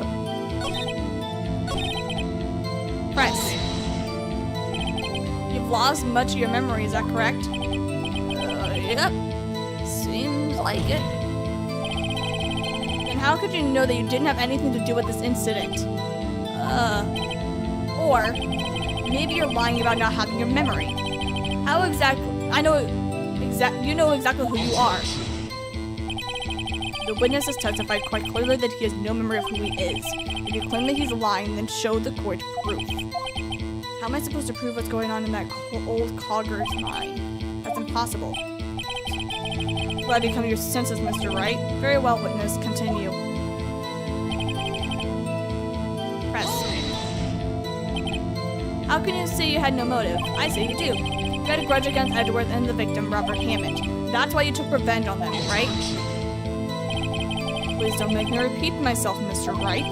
This witness has no memory of anything beyond several years ago. He cannot hold a grudge. It's impossible. I have to prove he's lying about his memory. Otherwise, he's going to say his name. We're going to say everything over until the trial ends. Might I say something, Mr. Wright? Yes, Your Honor? You've been saying the same thing now over and over.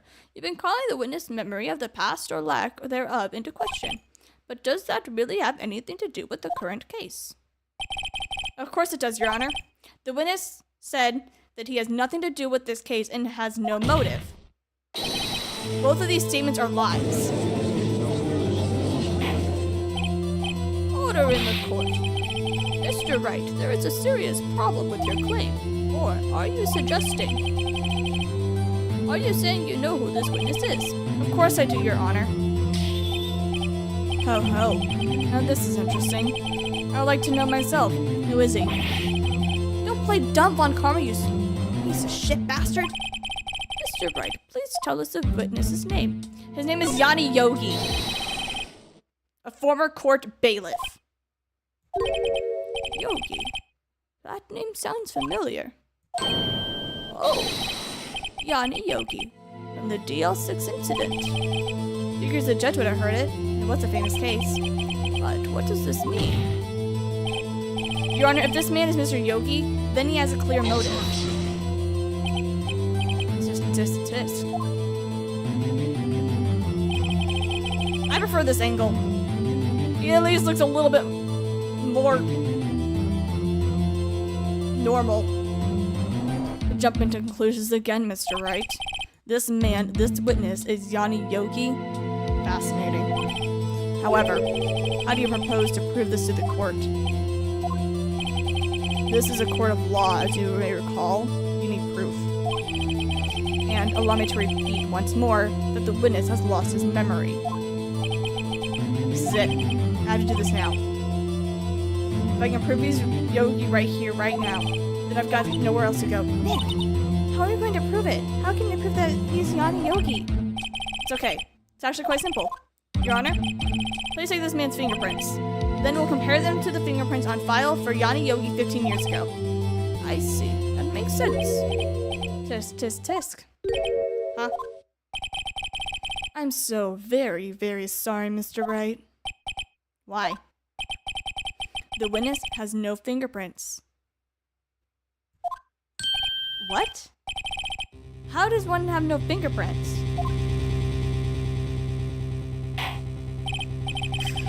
You see, before I worked as a caretaker, I worked at a chemical plant.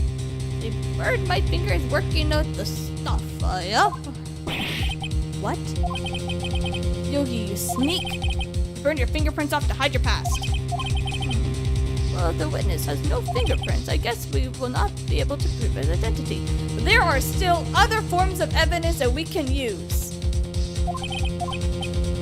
Well, what will you do, Mr. Wright?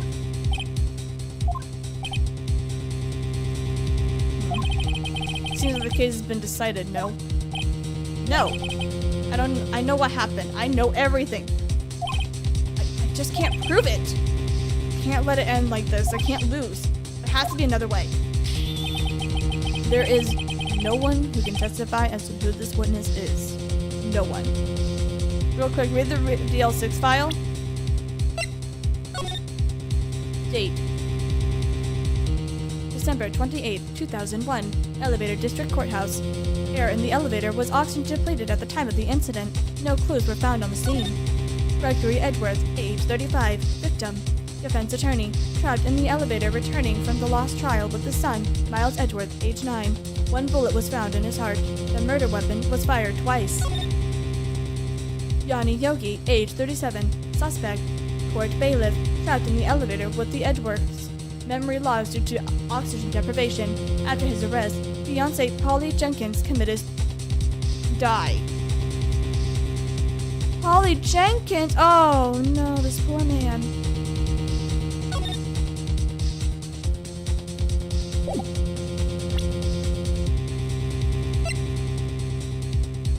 Oh. There's no one who can testify to who this witness is. No one. Nick, what are we gonna do? I didn't even consider that he might have erased his fingerprints. What do I do? Well, Mr. Ray, perhaps you'd like to cross-examine his parrot for a little comic relief? Yeah, very funny. You're still a winner, Von Karma. Wait a minute. Let's actually do that. I'll cross-examine his parrot. What is it, Nick? No, you're not going to... Yes, I am! Your Honor! The defense would like to take Mr. Von Karma up on his proposal. Take Mr. Von Karma up on my proposal? Exactly, Your Honor. I would like to cross-examine the witness's pet parrot. Order in the court. What do you think, Mr. Von Karma? Need to even ask? This is a farce. I object. I object to your objection, buddy. Now hold on a second. You were the one who suggested I cross-examine the parrot. I have a right to do as you suggested. Well, if you're so desperate, then please be my guest. Humiliate yourself even more. Of course, you should go through with this. And nothing comes of it. I hope that you're ready for the consequences. Nick, this is crazy. No, it's not. Well, still wanting to go through with your little game? Hell fucking yes I am. Let's go. Let the parrot take the stand. I will cross-examine her, Your Honor. This is the most ridiculous thing I have ever heard. Von Karma has rigged every person's testimony and every piece of evidence, except the parrot. She is my last chance, and she is the variable that's going to twist everything. At least I think so. Bailiff, bring in the parrot.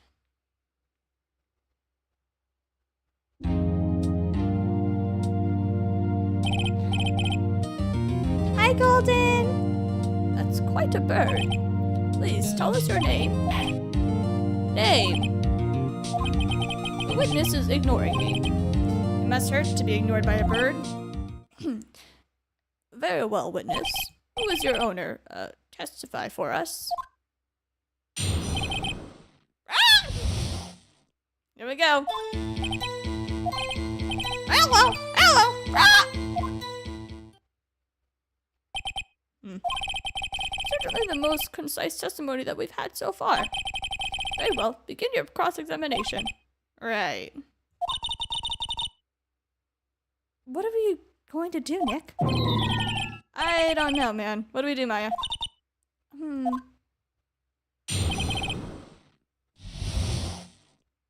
There we go. Hello, hello, squawk! We try to get an information. We need to show the judge that her owner is Mr. Yogi. Bird! Witness, you can't just say hello and expect us to get anywhere. I want you to testify. You talk to her. Right, what do I say?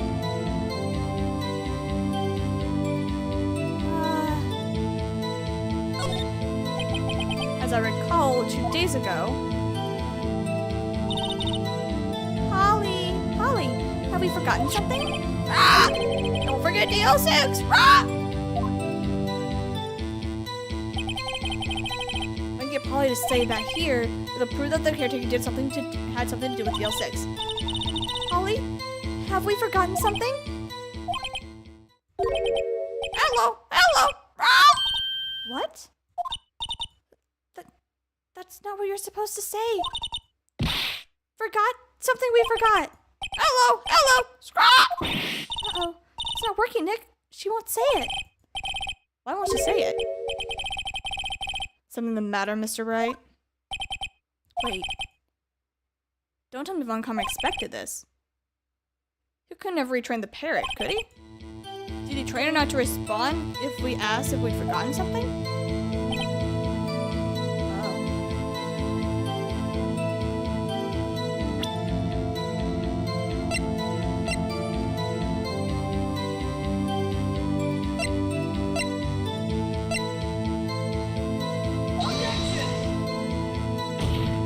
I will take a bullet for this. Keep pressing? Okay. I'll take a bullet for that. That's fine.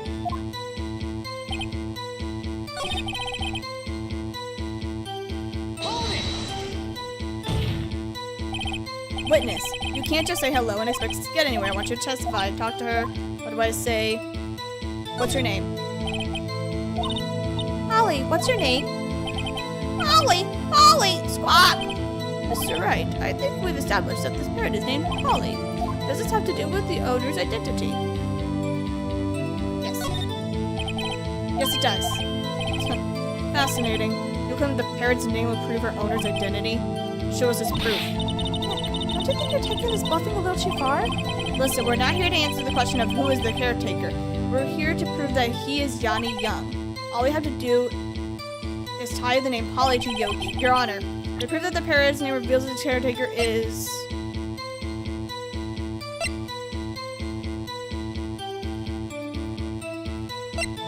Present this. The DL6 case file. It's quite a large file you have there. What page is this proof on then? Show us and stop wasting your time. Very well. Suspect data. This page has all the information about Yanni Yogi. Right after he was arrested, his fiancée committed died. Indeed, it does say that. What was his fiancée's name? Polly Jenkins. Polly. Exactly, Your Honor. He wanted to remember the name of his fiancée who had committed died. That's why he named his parrot after her. I see. I guess that is possible. A mere coincidence, that's all. My granddaughter has a dog she calls Phoenix. You have a granddaughter? I'm surprised you were even able to procreate. Yet alone have a wife. Well, Mr. Phoenix, right? Does this make you my granddaughter's fiance? She's only 7 years old. Indeed. Alone, it is a little weak for evidence in a murder trial. We would need some other corroborating evidence. We're gonna find that. Nick, we're getting closer. One more, if we can just get one more piece of evidence. Very well, witness, you may continue.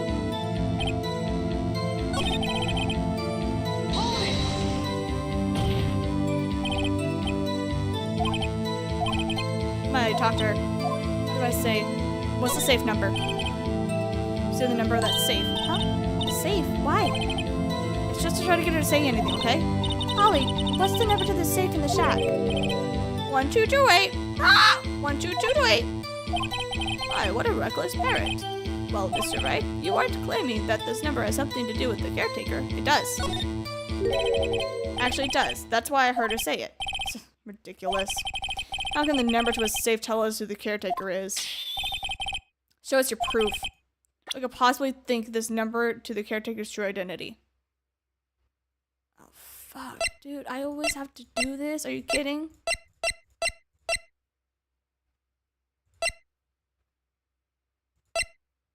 Help.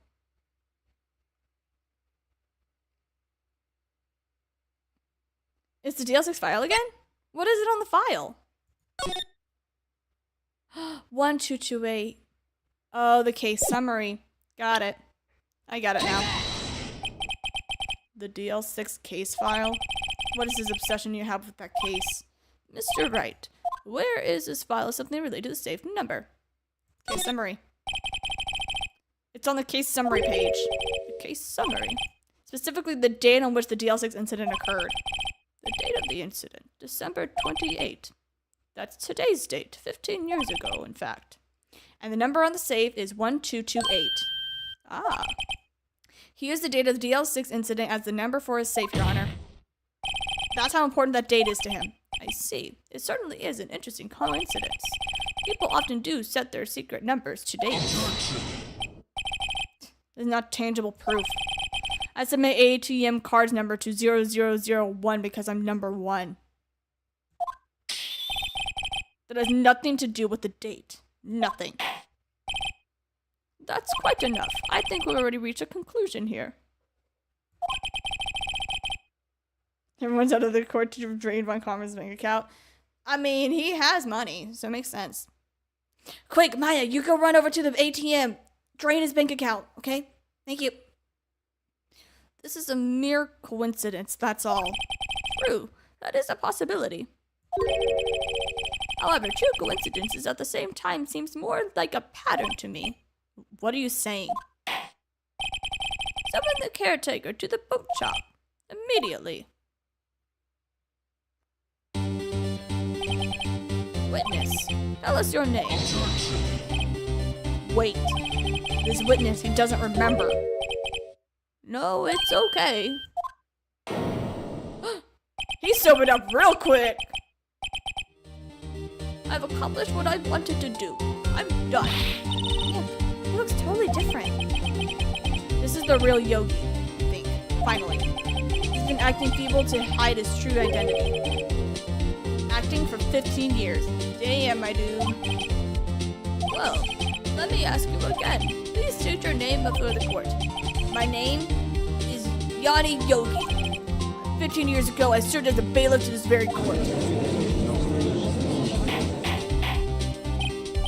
Order in the court. Yanni Yogi. So it was you who killed Robert Hammond, and who tried to frame Miles Edgeworth for his death. Bye, Olive. Yes, it was me. I did it. They put me on the witness stand 15 years ago. Robert Hammond, he said I was mentally unsound. They told me it would make me innocent, get me off the hook. So I pretended to have brain damage. I was innocent, really, but he didn't believe me. We won the trial, but I lost everything. I lost my job, my fiance, my social standing. Then this year, 15 years later, a package arrived. It was a letter and a pistol. The plan was written out in careful detail. It was a plan for me to take my revenge on the people who ruined my life. I didn't care who had sent it. I thought it was my chance. After 15 years, this was it. Finally, a chance to have my revenge on Robert Hammond and Miles Edgeworth. I have no regrets. Wait a moment. Revenge against Miles Edgeworth? What do you mean? I'm not liberty to speak on that matter. Why don't you ask Mr. Edgeworth yourself? Anyway, I admit it. I was the one who did it. Oh, shit. Bold! Very bold. On karma, where is Mr. Yogi? Under arrest, Your Honor. I saw no room for error in his confession. And the defendant, Miles Edgeworth, is innocent, in this case at least. Very well. Will the defendant please take the stand? There are a few mysteries left unsolved. You are cleared of suspicion for this particular case, so I would like to press judgment on the murder of Robert Hammond. Any objections? I don't believe it. Why isn't Von Commerce saying anything? Very well. This court finds the defendant, Mr. Miles Edgeworth. This is totally the end of the case. No, it's not. That is all. This court is adjourned.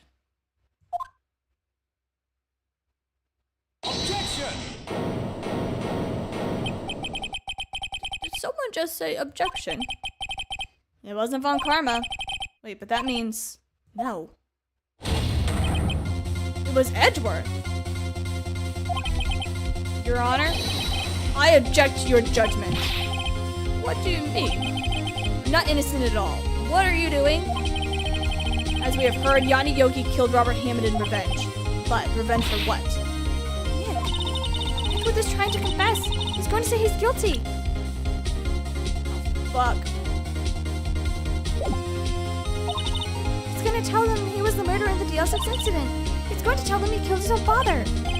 Oh no, what do I do? Not the time, Miles! The judgment has already been passed. I object to Edgeworth's outburst. Did something like this happen yesterday, too? I believe a certain witness raised an objection after a guilty verdict was passed. That would be Larry. You must hear his new statement. You must hear Miles Edgeworth. He's right. We have a duty to hear Mr. Edgeworth out.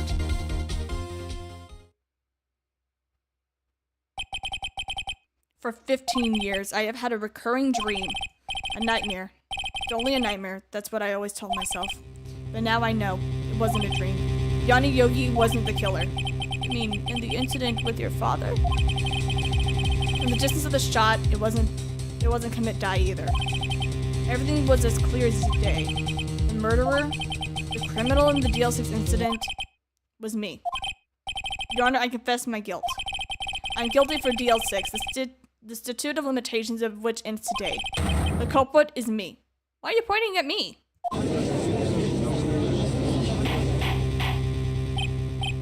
Order in the court. This is certainly unexpected.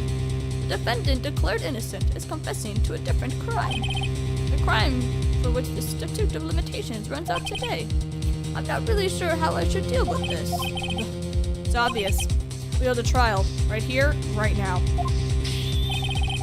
We try this man for this crime 15 years ago. I would like to take a 5-minute recess. During this time, I will consider the appropriate course of action to take. Court is adjourned. December 28, 2:24 p.m. District Court Defendant Lobby Number 2. Oh my gosh, dude, I'm trying to leave and you're gonna try to drag this out even further? I'm sorry, right? I just wasted all of your effort. Yeah, you did, you little gay boy. Mr. Edgeworth, I just don't believe it, sure? I mean, you killed your father. I didn't want to believe it myself, detective. But it's the truth, okay? I deserve to be punished. Murder is murder, no matter what the circumstance. Uh-huh. This is crazy, you see? Just crazy. Nick, what are you doing? Huh? Oh, I was just reading through a court record once more. I'm getting my case ready. Your case? For what? Huh? Oh, isn't it obvious? I'm gonna prove that Miles Edgeworth is innocent. What are you talking about, pal? He just admitted to it. He confessed that he did it. In court, no less. Sorry, Edgeworth, but I don't believe your nightmare. What? It's just a dream. It's not real. The truth is right here in the court record. In any case, tighten your belts. The real fight is just beginning. I'll prove you're innocent. Trust me. Right.